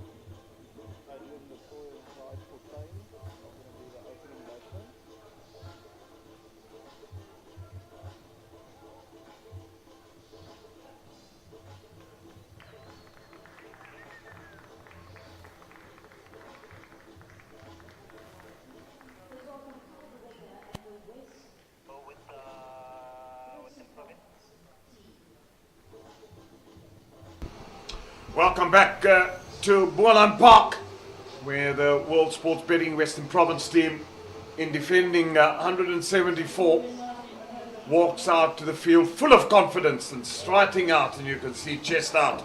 That's just how confident they would be, and really a formidable total for the Gbets Rocks to go and chase at the moment. So opening the batting for the Gbets Rocks, it's Adrian de Toit, and with him Clyde Fontaine. You know that Clyde Fontaine likes to get on with the business, doesn't muck around, doesn't wait around. But what an innings it was early on from Carl Verreynne for Western Province. Indeed a captain's knock. If ever there was one required tonight, he came to the party and just showed what he's about. So Buren Hendricks, left arm seamer with plenty of experience, lots of experience over many, many years. Came very, very quick when he got onto the scene, and then was plagued by a bit of back injuries, and he certainly learned to acquire his skills and get to those levels. So Buren Hendricks will have the new ball in hand, and he'll be to Clyde Fontaine. They know each other, but it's going to be a titanic battle. I think if Boland gets himself into a situation here, it could be a very interesting game, and Western Province would be wanting to take wickets. So in comes Hendricks from the Nederburg end. Wraps him on the pad, and immediately maybe runs, long chase from Linda. He holds it in, and they'll get 3-leg buys. What a start. It was excellent fielding by George Linder. You can see he's just stretching that knee. We know how much of a problem it is for him, and that's why Western Province try and keep him in the less traffic heavy zones and down at short fine leg, but immediately he needed to put the skids on, and he did very well. So, Boland, at least the Gbets Rocks, they're underway. Bit of work for the umpire, who's making his debut, Warren Weingart. He hasn't had much to do tonight. The easy night thus far.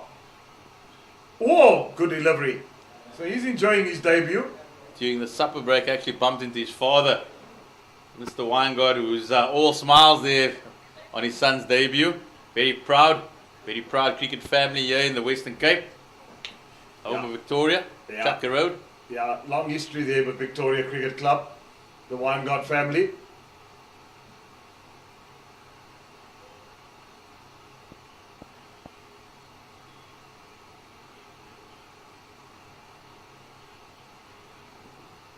Again, he has a swish outside of stump. Adrian de Toit, he's got to be careful there. There's a slip in position. So if he doesn't get to the pitch of it and he gets that outside edge, he's not into the ball. So when you're playing away from your body, you are bound to just get the outside edge.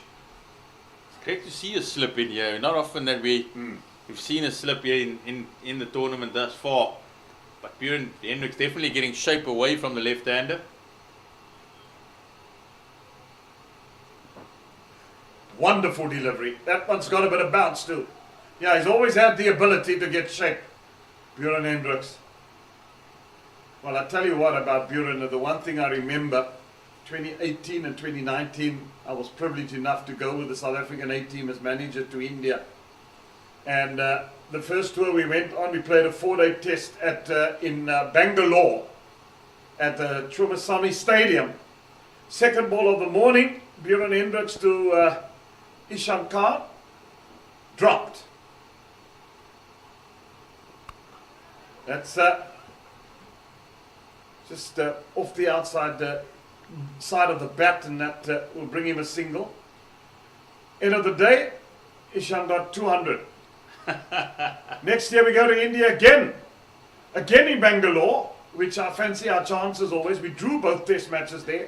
Because it suits South African seamers, and Andrich Nokia was also that tour. Privy Shaw. Buren Hendricks, third ball of the morning, drop. End of the day, Shaw, 250 not out. Oh, that was nearly he played that one on inside edge. Lucky to get away with that. And a good first over thus far. The opening over 4 for no wicket, the Gbets Rocks. I'd love to have Heard Buren in the change room in the evening in the back at the hotel. What do you have to say about that? Surely not a happy man. Possibly very, very grumpy.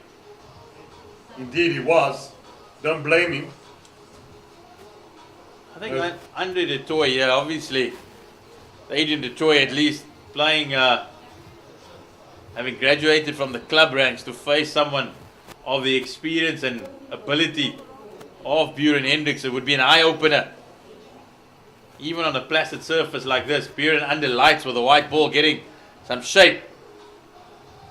You feel possibly a lot more comfortable against the young Wesley Bajda, with all due respect to Wesley Bajda. He's a similar category, just come up from Greenpoint Cricket Club. Yeah. Playing in his first season of senior professional cricket, and you can see the old hand, Buren Hendricks, just giving him a few words, sage words of advice before he gets underway. I must admit that I've been impressed watching Wesley Bajda bowling, and he's impressed me, young man, and what nice company to play with. You got Justin Kemp in the bowling department as coach, Buren Hendricks here, you're playing with the Zorzi. Wow, my goodness. And there he goes, from the commentary end. Oh, thick outside edge, gone for 4. Nothing wrong with that delivery at all. So he mustn't feel aggrieved, the young man. Just watching Adrian de Toy, he's going to have a go outside the off stump. There's a slip in. I think possibly Western Province might want to keep the third man back, and that's exactly what they're doing here, because he could edge a few more. Yeah, and you've got to give the youngster some sort of protection. If that's the line where he's going to bowl, you're bound to know that he's going to get outside edge, it's going to fly down that area. So I'd rather give him the 1 than the 4. I think that's good captaincy. Got to slip it in here. Jeremy, Wesley Budget, another product of Waimbach Boys Eye. That's in there! Oh my goodness me, it's just eluded mid-off and it'll go for 4. Said that Adrian de Toy, he'll feel a lot more comfortable against Wesley Bajda. It's what he faces on a regular basis, so he'll have a full go. He's been given license here by Coach Justin Ontong to really attack this power play. So now the ball's in Wesley Bajda's court. How does he respond? And that, to be with all due respect, it wasn't 2 bad deliveries at all. Margins of error. Very, very minimal. Bowl. It's a good response. Targeting the stumps. Nice little battle, individual battle developing here between the Toy and Bajda. Always a game within a game, Jeremy. Absolutely, and that's what you want happening. Who's going to outclass the other one? Who's going to outsmart the other one? That's always interesting to watch. That's why people come into the grounds to watch these contests. Sometimes they watch teams and then they watch individuals as well and see the battle. Who would ever forget the battle at the Wonders? Atherton and Donald. The special periods of play you'll never forget. I always think also the battle of at Newlands after lunch in that 96 tour, India to South Africa, when a friend of mine phoned me from Kimberley to say if he had a helicopter, you'd come and land it in the middle of the pitch at Newlands, because that's how excited he was. For 2 hours, that Indian batting of Tendulkar and Muhammad Azharuddin took the South Africa bowling attack apart. And it was a wonderful catch from Bacha in the end. This is in the air. It's going to fall safe. It's going to go to the boundary as well. Fielders are up, so you can go the aerial route. Fortuin gets his first boundary. So Wesley Bajda immediately put on immediate pressure here. Initially it was the Toy. And now it's the turn of Clyde Fortuin going the aerial route. Province making a couple of changes. They're now pushing the deep square leg back and bringing up the deep cover.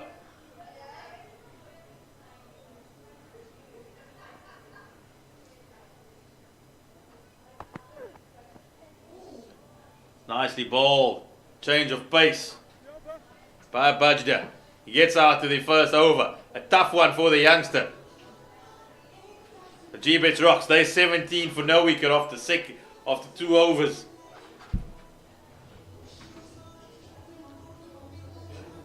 We saw Western Province initially in the power play.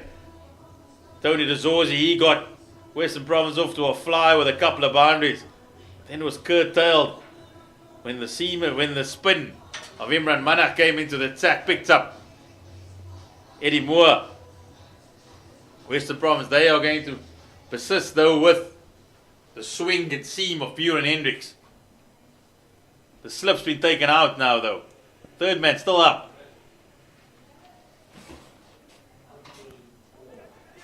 Oh, that's gone. Yes, indeed.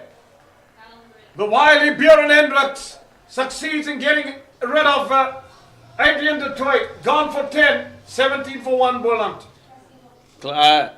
And he watches on as Adrian du Toit's opening partner. He has to depart.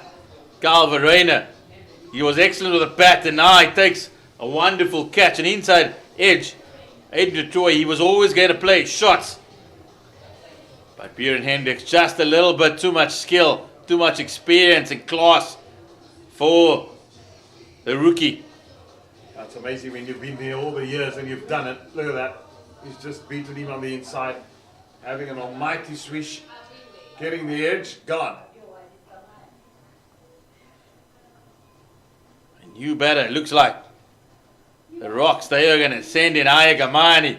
This is a change-up for the Puks. We've seen this on a few occasions here at Boland Park. We saw it in SA20 with the Sunrisers sending in Marco Janssen.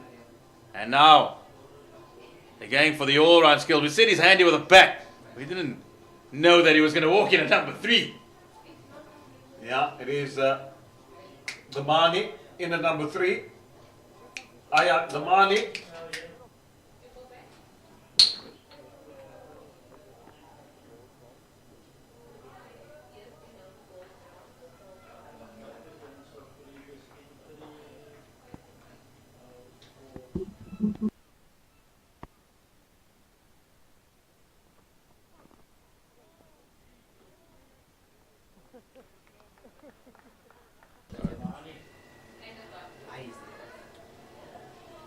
I tell you what, I'm just glad that when I started playing cricket, I didn't have to make a debut playing this type of cricket, T20. Prevented my career right there. The way these batsmen take on bowlers and go bang, bang, bang. Were you more of the school of Jeffrey Boycott? Was that more the classical style? Yeah, Jeremy? I tried, was taught to play more correctly. That's why I probably didn't get a hell of a lot of runs. Tried to be too correct.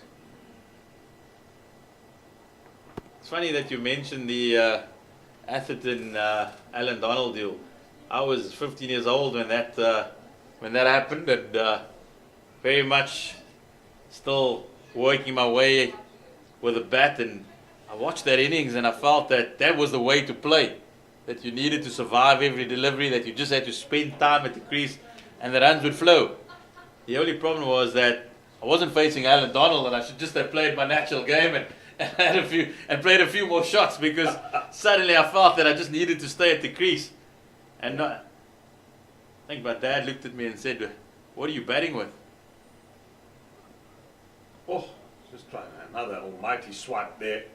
And just feels that things are going to happen quick, yeah. Yeah, I think today, the modern day game, players are so much better. The game has changed, the technique in batting, the technique in fielding, and you're going to move with the times, but I still feel that in this game, there is still room for playing proper cricket. Absolutely. And I always go back to one of the best T20 innings I've ever seen. This is in the air, it will be safe. Chancing his arm, it will go for 4. Buren Hendricks won't look like the look of that, but unfortunately these things happen. That's what happens. Margin for error is so minimal. And it's not that it was a bad delivery. Or just giving himself some room. Was never in control. Yeah. Jeremy, just going back to that about classical batting in T20 cricket. Once again, I had the privilege of being at the Wankhede Stadium in Mumbai. Wonderful venue, batting venue. Plenty of runs. South Africa put up 224. England chased it down with 5 balls remaining. And that was Joe Root. This is in the air. Where will this go? It's high. There's a man underneath it.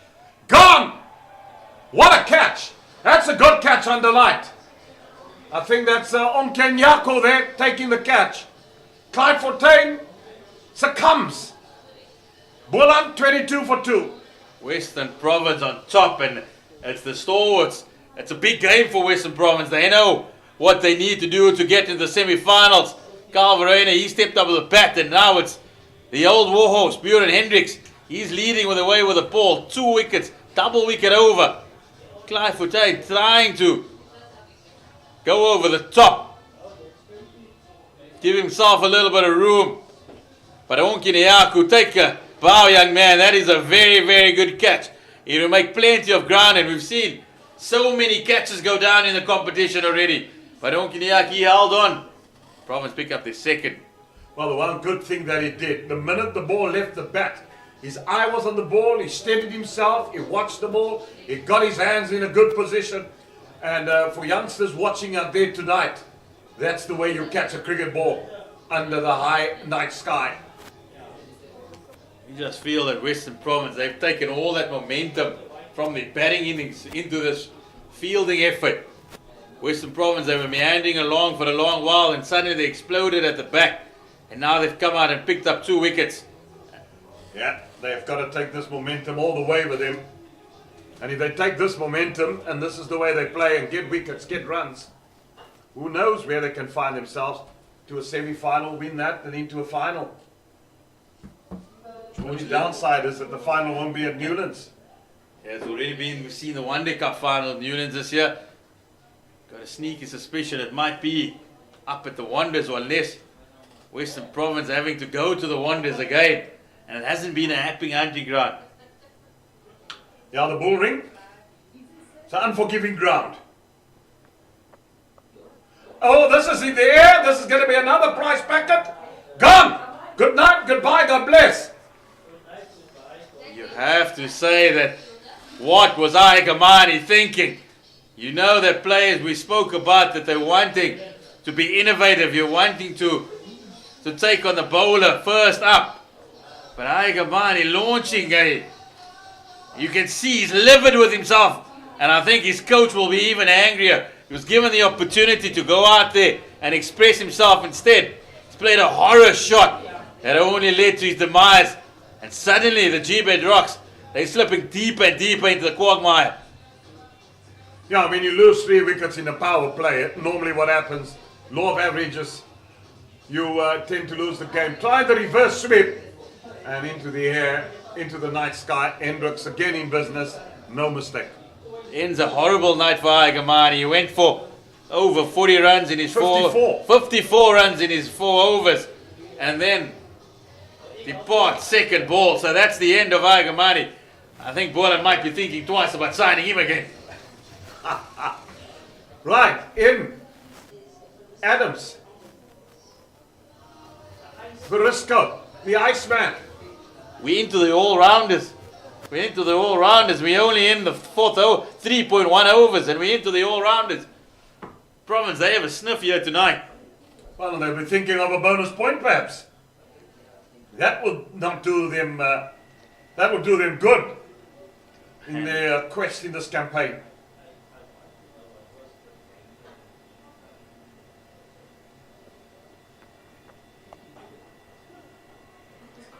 And it's the big players. We said it's a big game for Western Province. Carl Verheyen, Buren Hendricks, now George Linde. You had a handy time with the bat tonight. Imagine, that just shows that all-rounder. You do well with the one discipline, suddenly full of confidence with the second.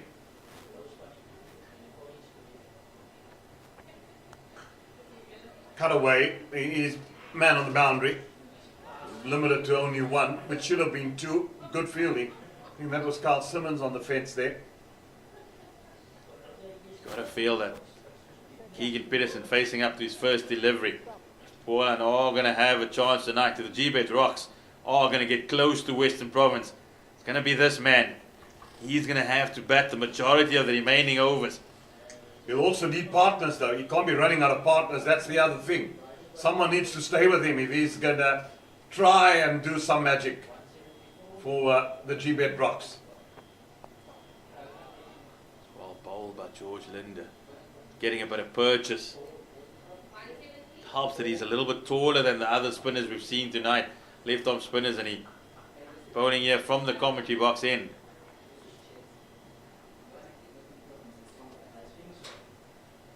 Yeah, we're into the business end of the cricket season now in terms of this competition.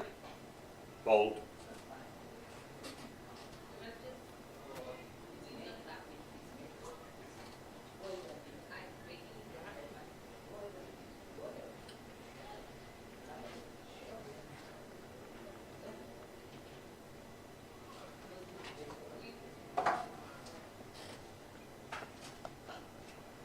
I do feel though that it's the end of the fourth over. Gbets Rocks 23 for 3. I do feel that we've been very fortunate though that this late in the season, April, the weather's been fantastic. Yeah, we've been lucky. Hasn't been too many games affected by the rain. Yeah. I must admit it, sometimes you wonder that was the wicket that George Linder took that. I don't think Gamani wants to go back and have a look at that tonight. Yeah. You know, sometimes the cricket season just used to come to an abrupt end. Before accommodating, I used to work at Free State Cricket and Cricket. The most depressed time of the year for me was this time of the year, when it all went suddenly quiet. Because suddenly that buzz for 7 months or 8 months of the year, because prior to pre-season training, suddenly just goes quiet, and the office is quiet, the unit, you don't see the players anymore, they've gone to play in England, it's just wet, rain, and it used to take me like a week to get over. Whoa! Question been asked to get over the cricket season, and then you know it's planning for the next season ahead. Carl Simmons into the attack for Western Province, and so two left arm spinners from both ends, and almost strikes with his very first delivery. You know, he's a handy spinner, handy bowler. I think Carl Simmons to be a handy cricketer. Fantastic cricketer. Just happens to play in the same team as George Linder, so often when Western Province don't play two spinners, he's the one that misses out.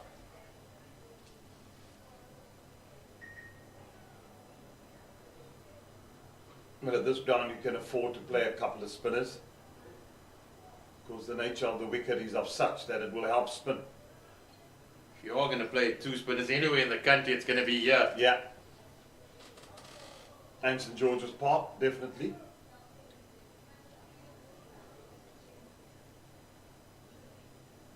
Oldest ground in South Africa, St George's Park. Wicket's become really good for batting over the last few years. Adrian Carter, the groundsman, has done a lovely job there. He just works this into the gap. It does seem though that down in Quebec it's either 200 or 80 though. There's a few teams have bombed out. We saw Pretoria Capitals get absolutely blitzed one night in the Betway CSA T20.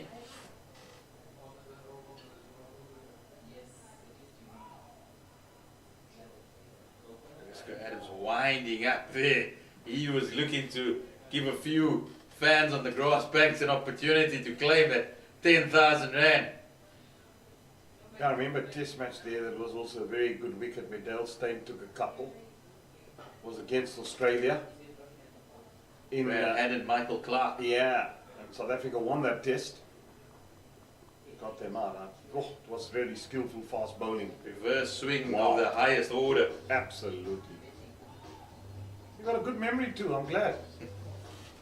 Well, that's the scorecard, the Western Province scorecard.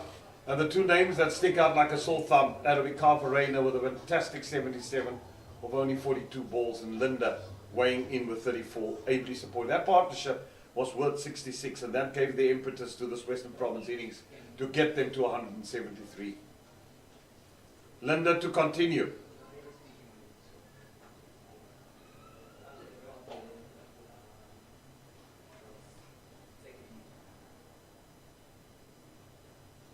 Oh, he stumped him. Has he gone? Umpire Abdullah Stenkamp says He just got in time. Brave year from Western Province, but occupying, at least operating with two left-arm spinners in tandem within the power play. It's not often you see that. But that just shows what the surface has got to offer. Yeah, and the 26 for 3, you just feel that they will want to take the spinners on and they might just get another wicket.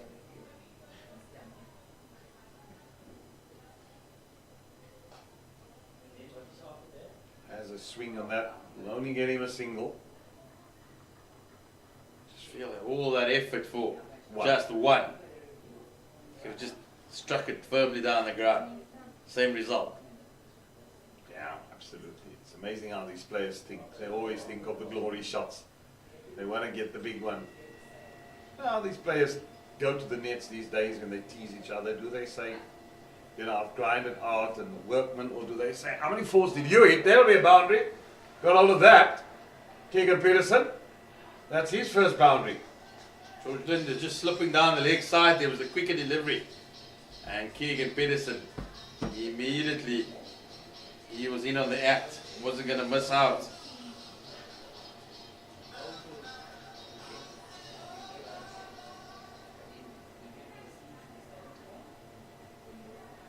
I know when we were kids, used to play in the park. There's a lot of test matches in that park in Wynberg. And in the playground at St. Augustine's Primary School, down the road there from you, Castletown Road, Clare Road. Alright. Our neck of the woods. Yeah. Park Road, there used to be a barber where I used to cut my hair, and then from there, when that barber closed down, I used to go to Beggar Road. Okay. Chamita. That's in there. There you could tell stories of his old Claremont days, you know, these guys that come from Claremont. My father was one of them. They got a lot of stories, let me tell you. My father was one of them. He loved their cricket. They all Yeah. worked the old scoreboard at Newlands, the manual one. Watched the likes of Peter van der Merwe Yeah. and the Springboks over there. So every visit to the barber was a bit of an experience. Absolutely. And I had to have time because Hamita was an ardent cricket supporter as well, and he knew a lot of people that I knew, older guys, and he could speak about them, the Claremont days. And when you went to the barber there, you made sure that you had time. You can't go for a quick haircut. 33 for 3, the Rocks are in all sorts of trouble. Gbets Rocks. They're going to depend on Keegan Peterson to play a mammoth innings, and he needs support and partners if they're going to get to that 170. Western Province have been on top of the game tonight thus far.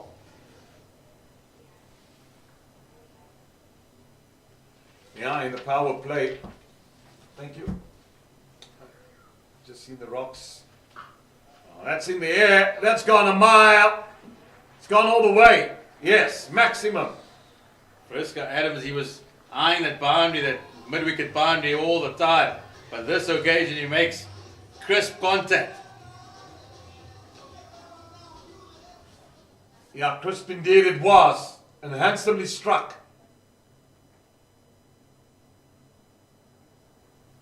Again he goes the same route, but doesn't get back to it, led by.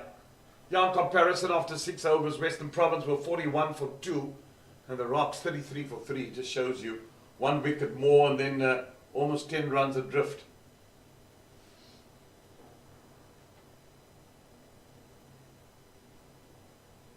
This one pulled away on the leg side again.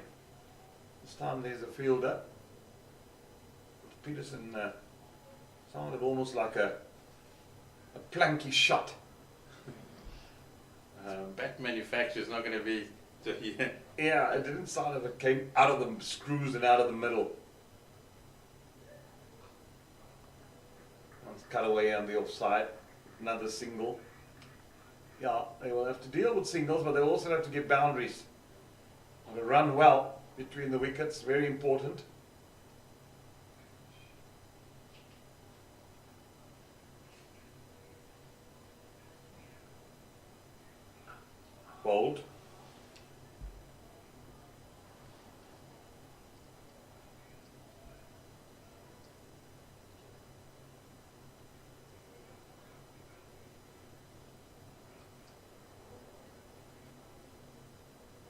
Cut away. There is insurance always. Just for the one that the left armour dragged short. 7 overs now, 43 for 3. Just seems that the Gbets Rocks are developing a bit of a partnership here. They needed one after losing those 3 wickets in the power play. Keegan Peterson, Frisco Adams, arguably their most experienced batters. The chat is, we need to take it as deep as possible to give the likes of Christian Jonker down the order platform.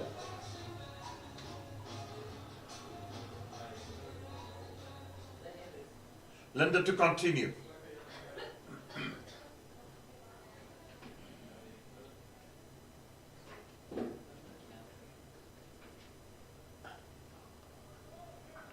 Certainly been right on the money. George Linda into his third now, only 8 runs, got the wicket early on, the wicket of Amani, who tried to be adventurous.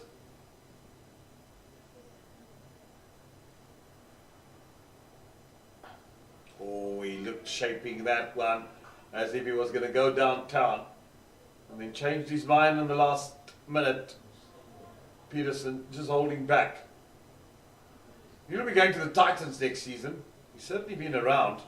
Started his career here. And then went to the Knights.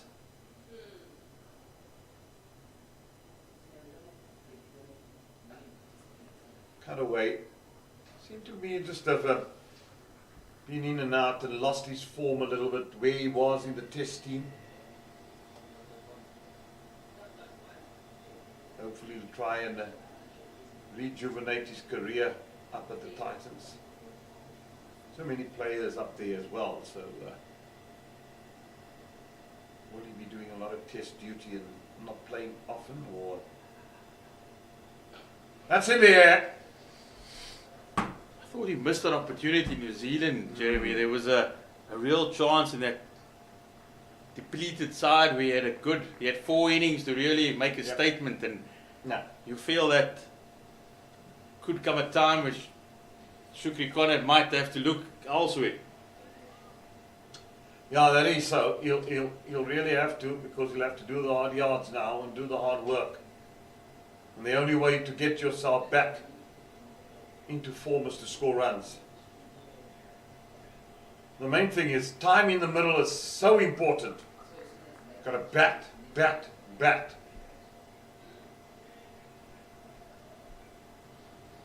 He's such a classy player. He's got all the shots and looks comfortable at the crease, but gets starts. He got a couple of 40s in New Zealand, but he needs that big 100, a big one.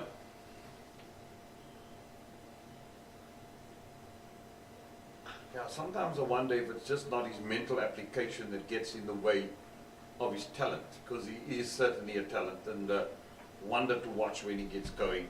I just think at times he gets carried away mentally. That's just my observation.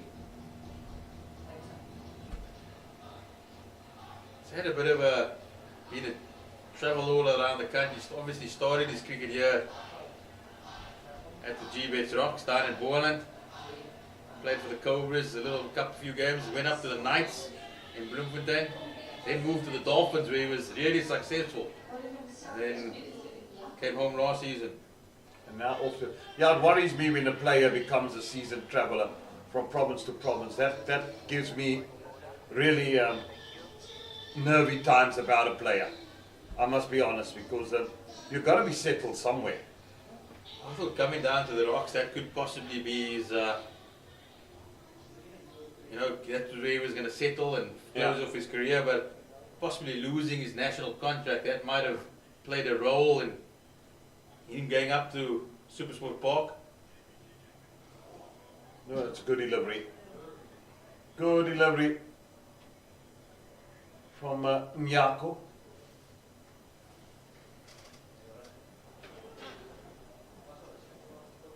Glad to see Western Province actually using Nyako with the ball. In a couple of games where he hasn't been given opportunity and you felt that could maybe have made a difference.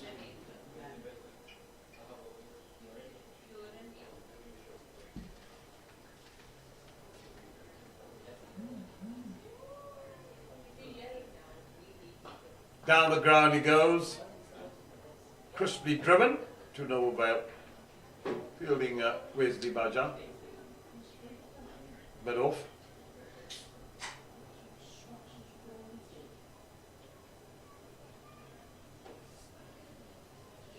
Just a quiet period in the game. You feel like it's bubbling. It's just bubbling. The Rocks trying to put together a partnership. Western Province know one more wicket and they're really into the business. There we go! Wicket! Leg stump out the ground, the almighty swish. And off he goes. And Boland, the Gbets Rocks now in all sorts of trouble at 48 for 4. We said there was a volcano that was bubbling. You could feel the pressure building. And Western Province, they strike through Nyaku. Big wicket, Keegan Peterson, he departs.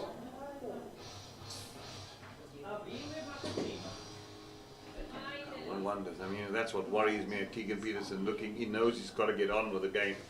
You can't really blame him. But shots like this, he's not going to get you anywhere. And yeah. Nyaku, all smiles from Western Province. They know they're in with the opportunity now. Suddenly they're the all-rounders in, as you say, Makajima. I haven't seen him bowl for a while. He now joins Frisco Adams.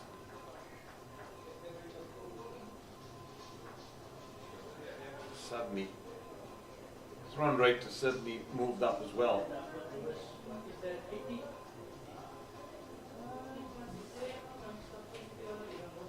One thing I hear someone talking about, that with Lewis is certainly not coming into play here tonight. Unless Zahir runs onto the wickets and puts some firecrackers to it.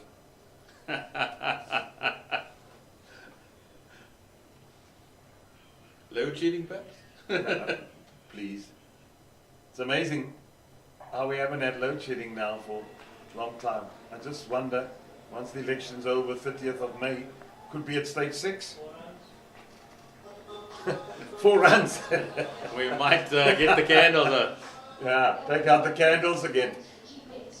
Yeah, let's hope it's something of the past. It's very important for the economy of the country. Businesses, that one, yeah, he touches the rope.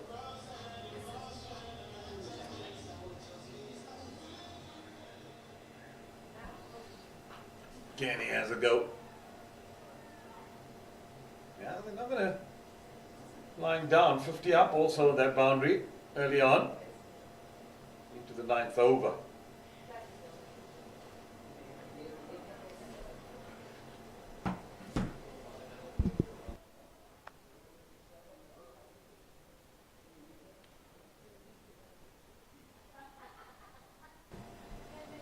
Yeah. Almost 11 and over required now. 10.8. Do feel that when it becomes 2 runs a ball on the surface, it becomes rather difficult because then you have to at least get a couple of boundaries and over. And until that late onslaught from Verena and Simmons and Linda, it was really tough to get boundaries away on the surface. Here with Makajima playing against his former team, his former teammates, he'll want to put on a show here.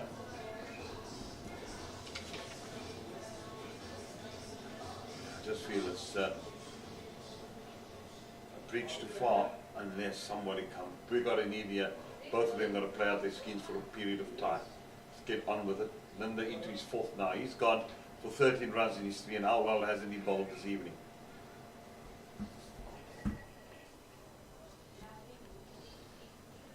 I think thus far it's been a really professional performance by Western Province. They, at one stage, they were struggling with the bat, and you felt that they weren't going to get up to 130. But they built, they worked hard. They, as you say in rugby, they earned the right to go wide, and that's what they did. Now Boland in a bit of a stranglehold here. Well, that's lovely. That's a lovely shot. As he's managed to stop it, we'll have to have a look at that again. Well, Simmons has managed to haul it in, but as he touched the boundary, in that quest. Otherwise, it would have been fantastic fielding. First of all, let's have a look at it again. Look at him giving themselves that room and then just playing it over the onside. No, the field is in. I think that's 4. He touched the ropes. There's no doubt about that. Oh dear. I have to have a slow-mo to look at that. I think that's gone. Oh, and then the outside edge. I think the fielding side is lucky there to get, unlucky to only get 2 runs. I think that was 4. That's Warren Weingart. He's in the game now.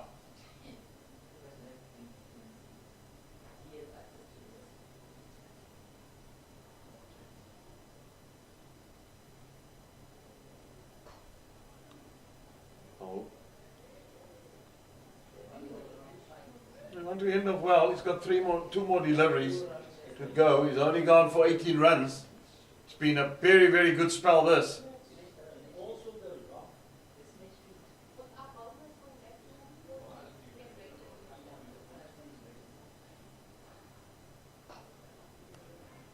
Maybe just drifting a bit on leg side.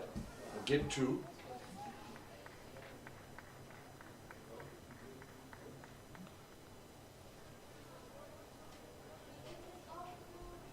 You have to feel this is the partnership. This is the partnership. This is the final one. Really need to take it as deep as possible for the Rocks. You said this is the last throw of the dice. I think they've got an ace in there in Christian Jonker still to come. But he doesn't want to bat for 10 overs. He wants a maximum of 5 where he can just wheel the willow. And he did long. That's the halfway stage. Gbets Rocks 61 for 4. Still require 113 runs to win. 11.3 to the over. That's the bowlers, Bjorn Innngs. Excellent at the top. Jeremy, that's just the experience of the wily veteran. George Linder, he's also put in a great spell. 4 overs, 1 for 20. Nyaku is the other success, man with the other success. Big wicket of Keegan Peterson. Yeah, Bajan went for 13, but I can think he can count himself lucky. The one was the first ball was a thick outside edge. The other one was just over the top on the offside. And that one's hit down the ground. And they come back for 2. And they will continue having to bat at this rate and just going. There's no time for putting the foot on the brakes. You've got to have it on the accelerator all the time if they want to give themselves a chance.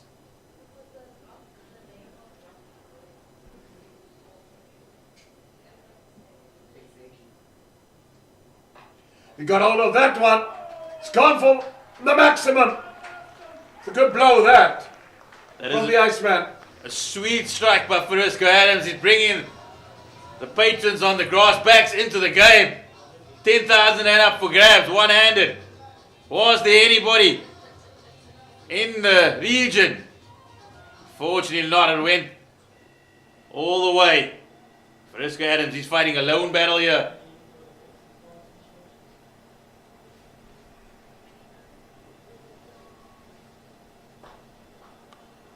A good stop. That would have been a couple of runs and Nyaka not got hand to that.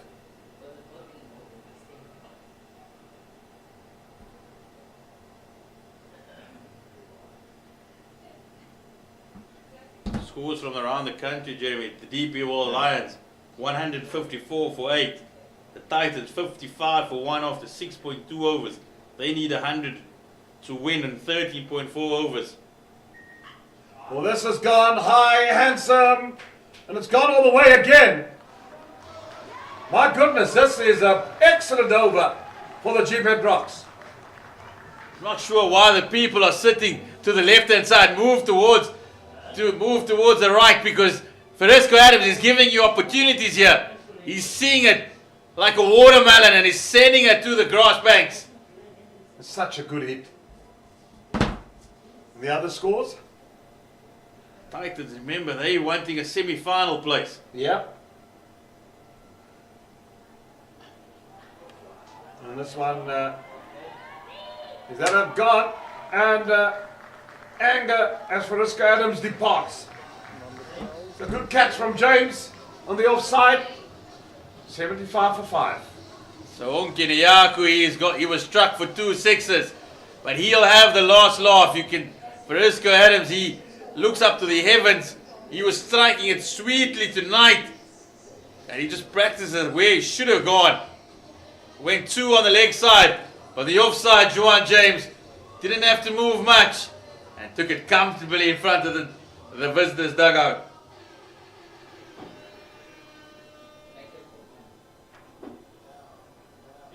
You better, Michael Copeland.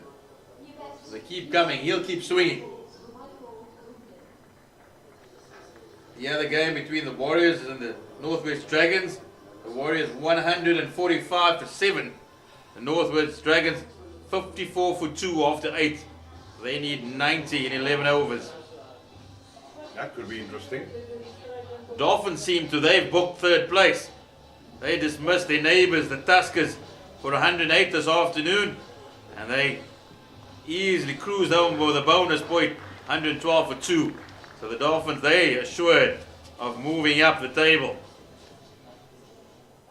John Smuts dominating the run chase, 49 of 35. Yeah, they go to 37. They'll be firmly entrenched in 3rd place. Bowled him through the gate while his stay was short and comprehensively castled. Onke Niyaku, he's playing a hand here for Western Province. He's on a hat-trick. He will be in the first ball of the next over. He's got 3 for 20. Michael Copeland, as quickly as he walked out, he's got to walk back as he goes for the first ball duck.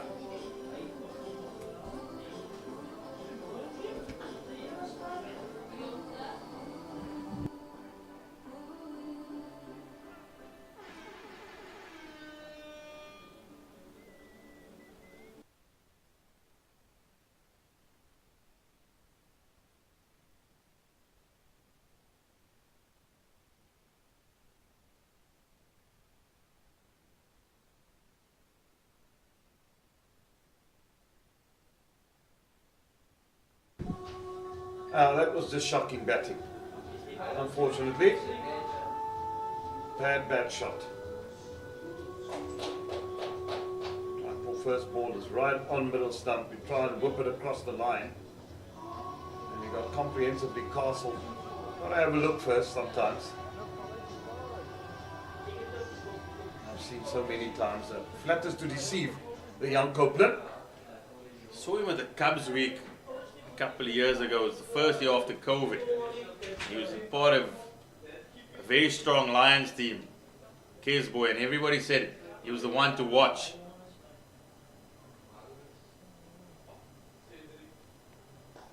Just feel that since then he hasn't really kicked on. He studied here at Marties down at Stellenbosch. Plays for the Rocks, and one innings comes to memory for the SA Under-19 side in the World Cup against Ireland. But since then, hasn't really grasped his opportunities. He's been playing in all formats, in every game. Just got to feel that he's got to a point now where it's really needed to kick on. And unfortunately he hasn't.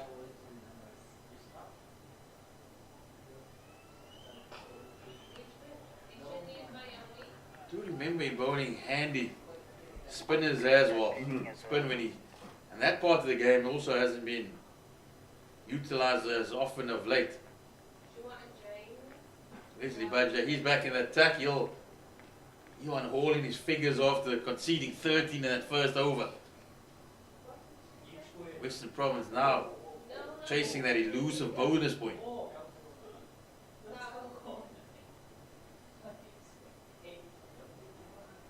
Gone! And they're certainly going to get there. That was so predictable, trying to just scoop it. Avive Makajima goes, the 7th wicket down. Jamie, you gotta, not often that you have said it, but the Gbets Rocks, they've been architects of their own demise tonight.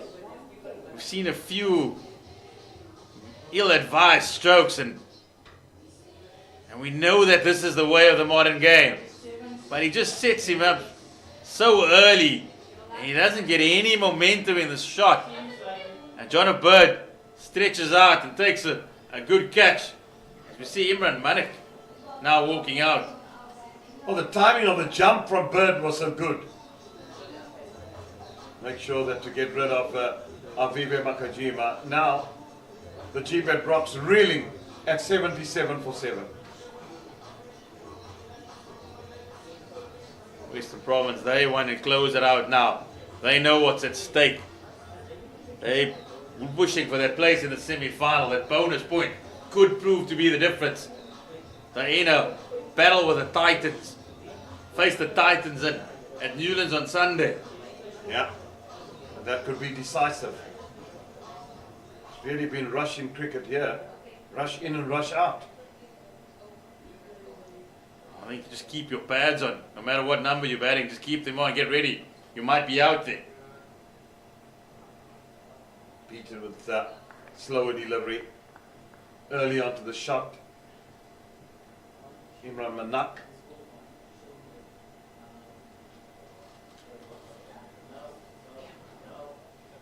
It's really been Western Province all the way tonight. They've been really superb. They'd have outclassed the Gbets Rocks in every aspect.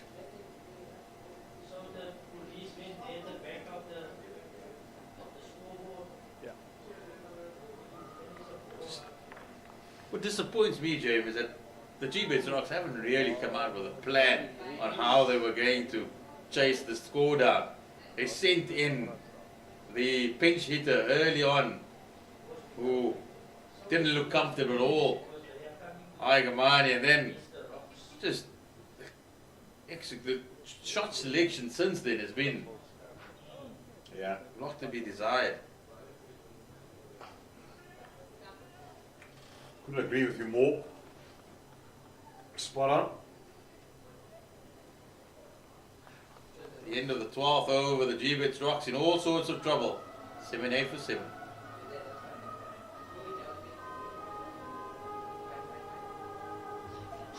That's the dressing room there of the Gbets Rocks, the dugout. Yeah, looking very glum. Coach Justin Anton, he is second to your right hand side, the one next to the laptop. We know what a proud man he is. He was one of the hardest working cricketers in his playing days, and he would have instilled that same work ethic in his team and into the way he coaches. So it would be really hard for him to digest the fact that the messages are not getting across at the moment. Yeah, and he's such a lovely human being, Justin Anton. One of the finest men in cricket that I know.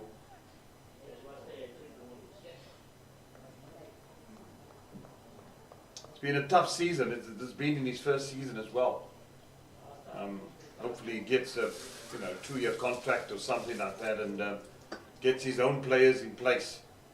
Because this is the team he got when he got here at the beginning of the season. I remember that. Started out with the Milan brothers. They know some of them are injured and not available. And all of that. Sounds of captured. James does the fielding. 2 they get.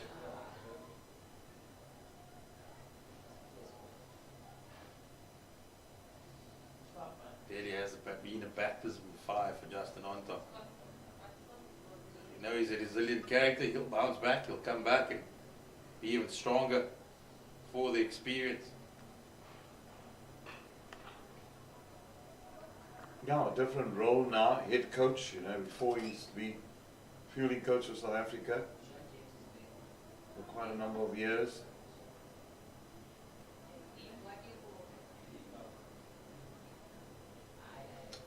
Good thing is you've had a field now in the first season, second season. You've got to allow a guy to put his own structures in place so that you build from there.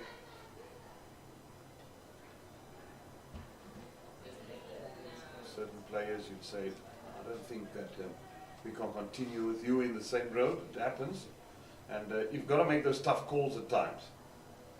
Nice guys come second. And the thing is, never play to the gallery. If you play to the gallery, you come second best. You just got to be straightforward, hard. That's the way it is. That's the way it's going to be. And live by the decisions you take. That should be a while. No. And I think players and administrators respect you when you take the hard calls at time, and you players know exactly where they stand, they know what you want, they know what is required, and the respect factor goes more, becomes more, because they know what they're getting from you. It's the uncertainties and the doubting that causes problems sometimes in a setup.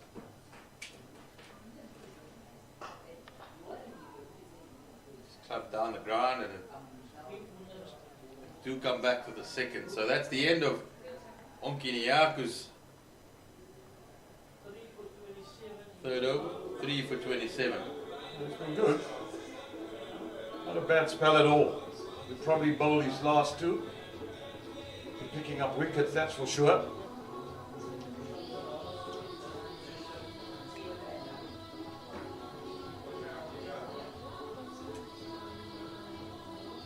See, Navi, he's been relegated to the drinks tonight.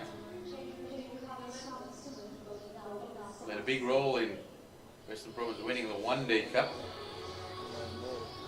Another experienced campaigner. Returned from the Warriors during the off-season. Carl Simmons back into the attack. I've seen the left-off spin from this commentary in from Linda. His 4 overs went for 20. Simmons, his 2 went for 12. He's into his third now.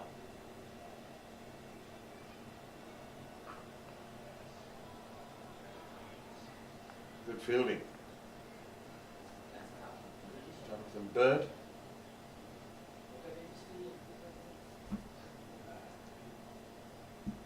I'm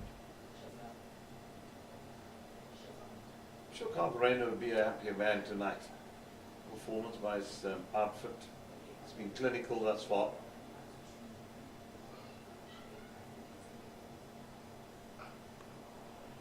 He did look to shake that. He was definitely looking down, looking at mid-wicket, ready to go down and bend the knee there.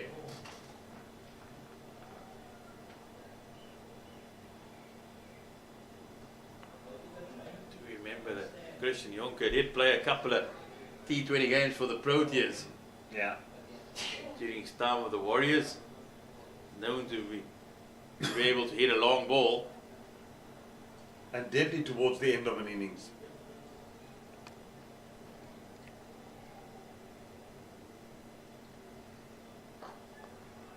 Oh, that's found the gap. Nicely played. Beautiful there from Imran Manak, showing that he's no mug with a bat.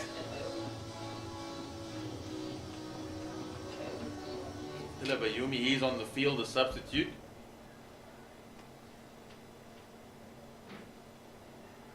Bowl him. Manak tries his luck once more. Succumbs to the spin of Simmons. Gone for 8. 91 for 8. If there was ever a commentator's curse, it strikes once again. Imran Manak just singing his praises after that delightful cover drive. But like every tail-ender, got a bit ahead of himself and he tried again. And that's the end of Imran Manak, and looks closely to the end of the Gbets Rocks. Yeah, the end is nigh, as they say. Start the car, Jeremy, start the car. Yeah, we'll be back on the N1 soon.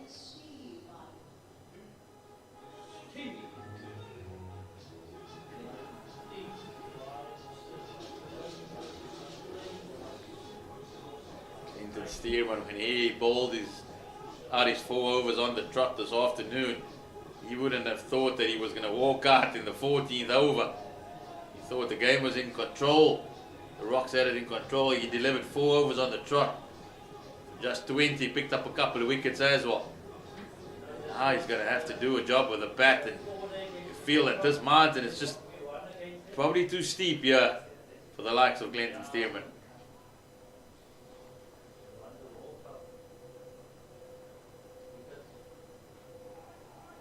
Oh, tries to cut that.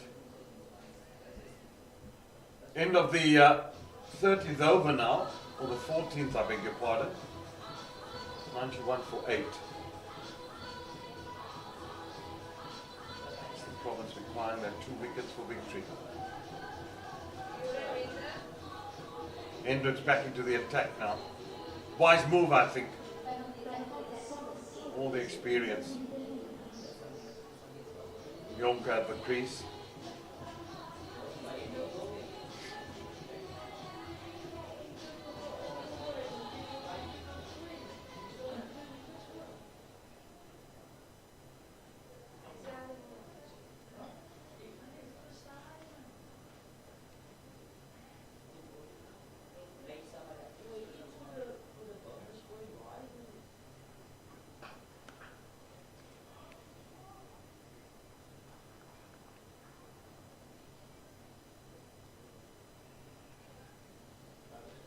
Western Province edging towards a much needed victory. They've been on a bit of a lean run of late, 4 matches in succession without victory.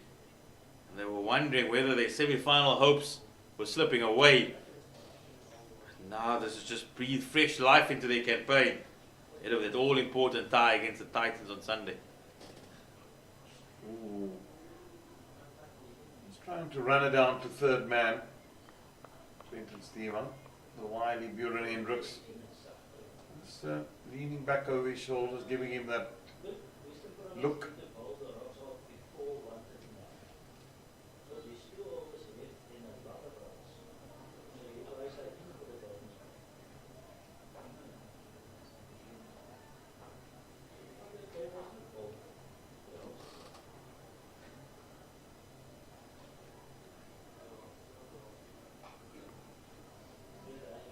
To have that down the wicket, he parries. And,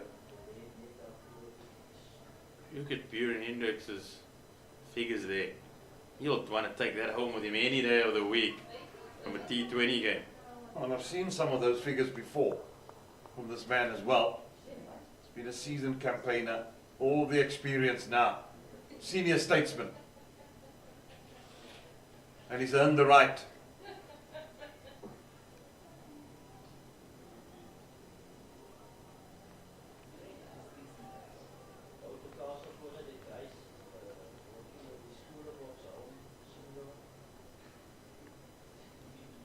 Province, they want to close it off as early as possible. They want to give the Gbets Rocks any opportunities here to get back into the game.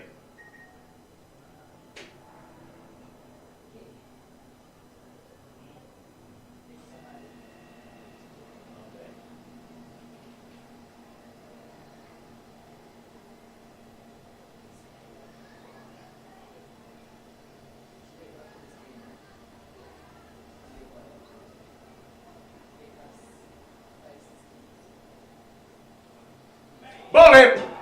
That's the 9th wicket for you. Christian Jonker perishes, middle stump. And what a delivery from Buren Hendricks. Buren Hendricks just showing his class here. Just way too good for Christian Jonker. Pegging back that middle stump. And Province, they are on their way to what will be a very much needed victory.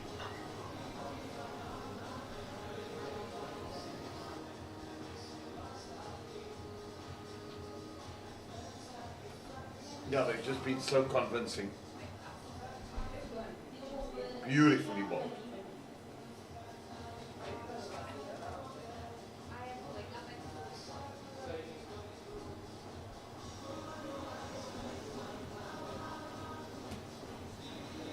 Mahima last man in.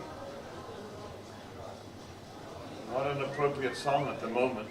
Lives to Ghana Mama too. That's where Province are going. Yeah. They're going back on the N1.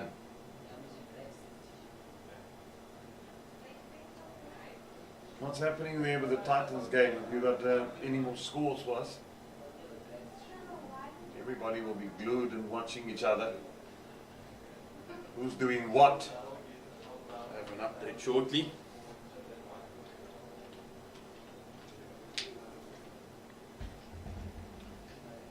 Mahima now, Hendricks. Whoa, it's there. Would have been a close call.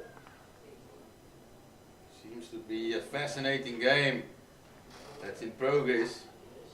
The Titans are now 70 for 3 after 10.2 overs in pursuit of 155. They need 85 from 9.4 overs. Their 3 main batters, Tawanda Pretorius, Rivaldo Matsumi, Jack Lees, they're all back in the hut. Pretorius 29, Mutsami 24, run out. He's been excellent this season. But now it's the it's Simonele Makani and Neil Brunt. They are the men. At the crease, Halim, Visser, Bosch to come. Ah, that's going to be an interesting finish there. This one's all but over.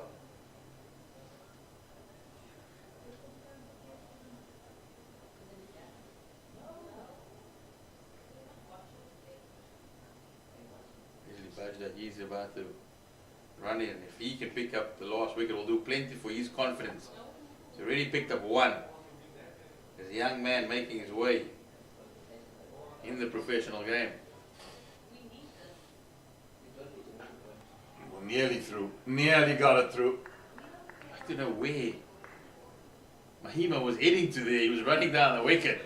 The only way he's going to place, he was heading back towards the dressing room. That's a move of a DJ. Always on the move. The Dragons, they need 53 in 7 overs against the Warriors.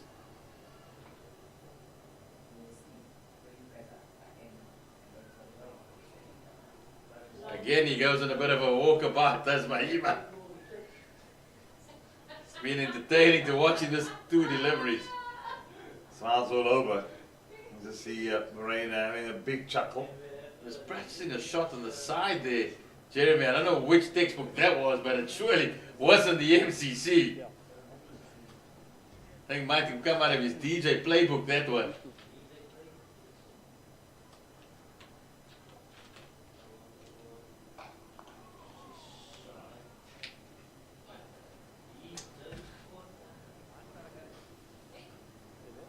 I think we need to get the camera on Mahima for the ball, the shot after he plays the shot, because the ones he practices, that is pure entertainment here that the viewers are missing out on.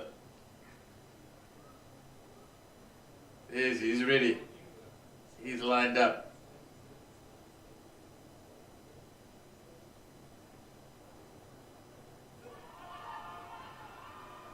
Big appeal for LBW. I think that one was just missing leg stump.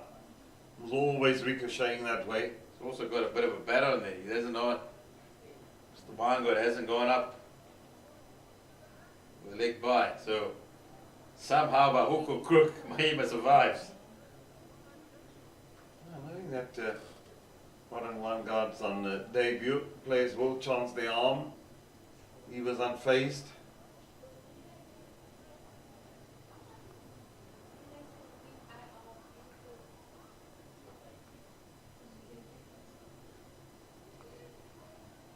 Shots of 2.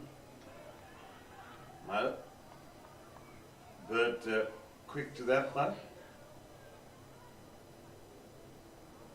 In the process, Rain has injured himself.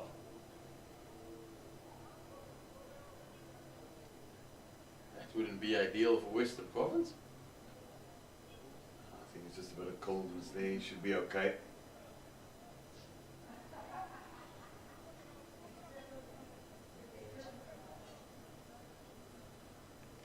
Last ball, the 16th over.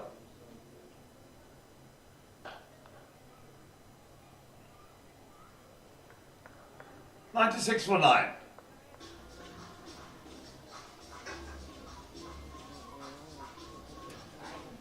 Does seem like it's all she's wrote here at Boland Park.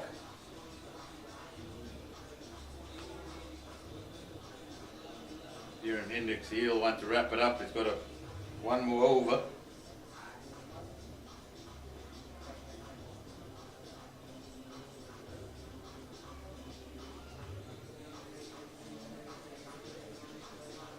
A few supporters that are out here tonight, they'll be disappointed with this side's performance.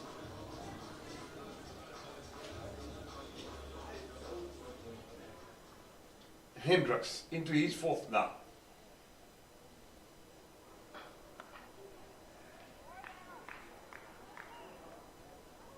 It's going to be interesting to see this tussle. Hendricks to Mahima.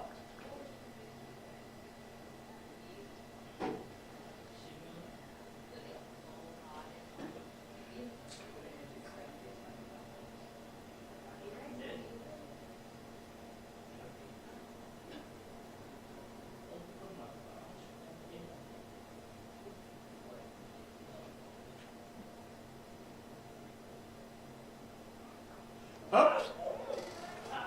That's a scoop. Mahima is pure entertainment here. Absolutely. He's not going to go down wondering. It's worthwhile having a look at this again.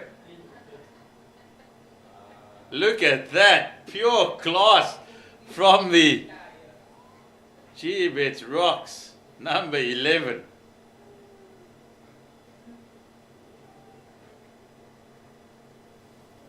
Hendricks won't take kindly to that.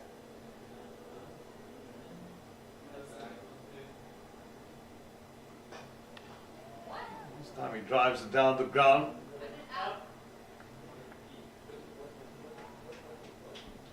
Rounded up for Gbets Rocks. I think that on a night like this, that's something to celebrate for those who have come in to Boland tonight. Took all of 99 balls.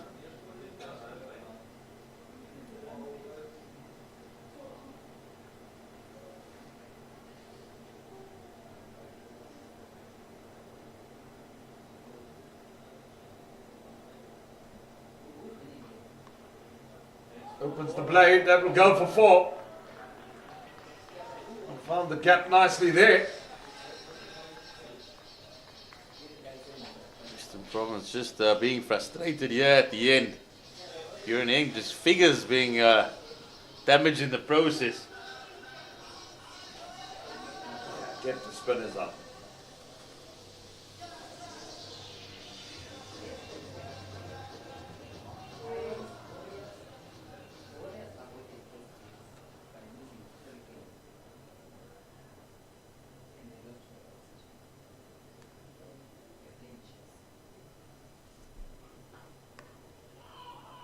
Cuts as they wanted to take the single.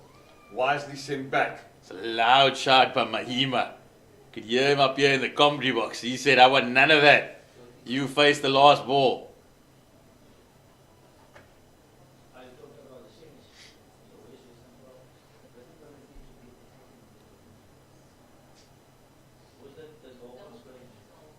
No, the throw need that.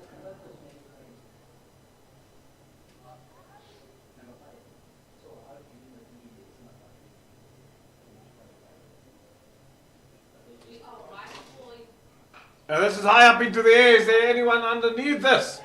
Petra! Oh, he got there and made an awful mess of it in the end.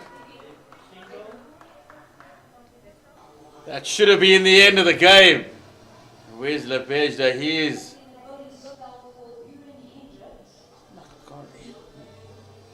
Bjorn Hendricks missing out on a 4th wicket. Would have brought the game to an end, and also a fantastic spell by the veteran. Wesley Lepejda just didn't seem comfortable at any point. Puts it down. At this level, you've got to take those. It'll cost you. So important. Yeah, game could have been over.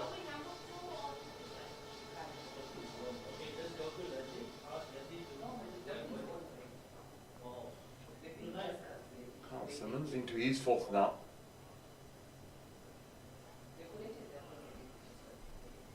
This will be frustrating for West Province. They could have been back in the change room. Yeah, having a cold one now. open those fridges.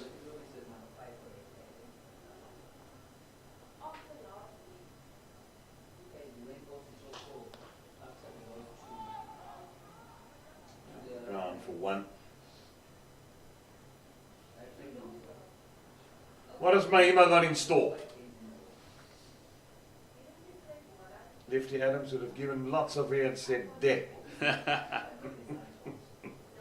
Have a go. Have a go. Yeah, have a go. Either me or you. Yeah.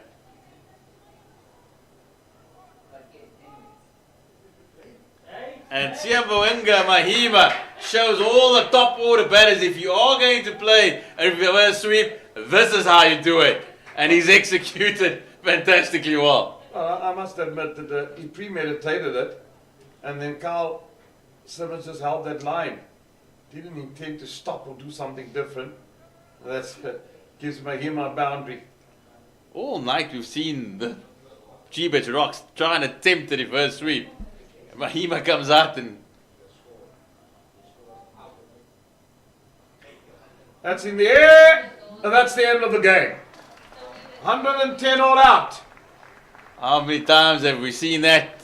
Whenever a delightful boundary has been struck, the next ball has been the end of that. And it's also the end of the Gbets Rocks. As Western Province, they claim a much needed bonus point victory by 63 runs. Carl Simmons bringing it all to a close here. Lovely night in the Winelands.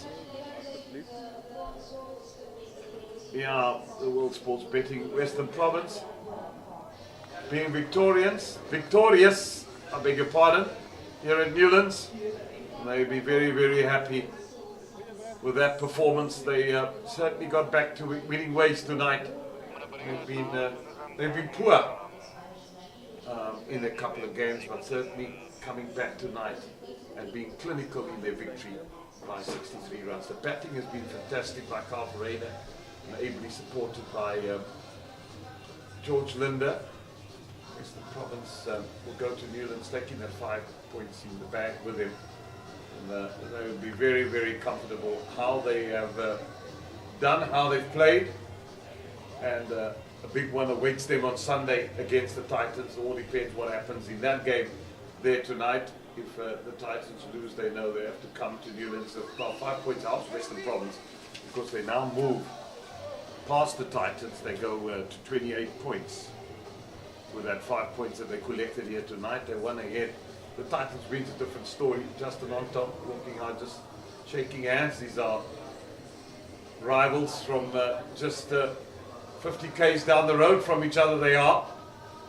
But what a night it's been. Western Province winning the toss earlier, electing to bat, and probably the wise decision to do. They'd be happy with that 5 points. I'm sure coaches are all happy. Saleh Kadem would be a relief man for now only, and so would Justin Kemp and Kwasi Adams.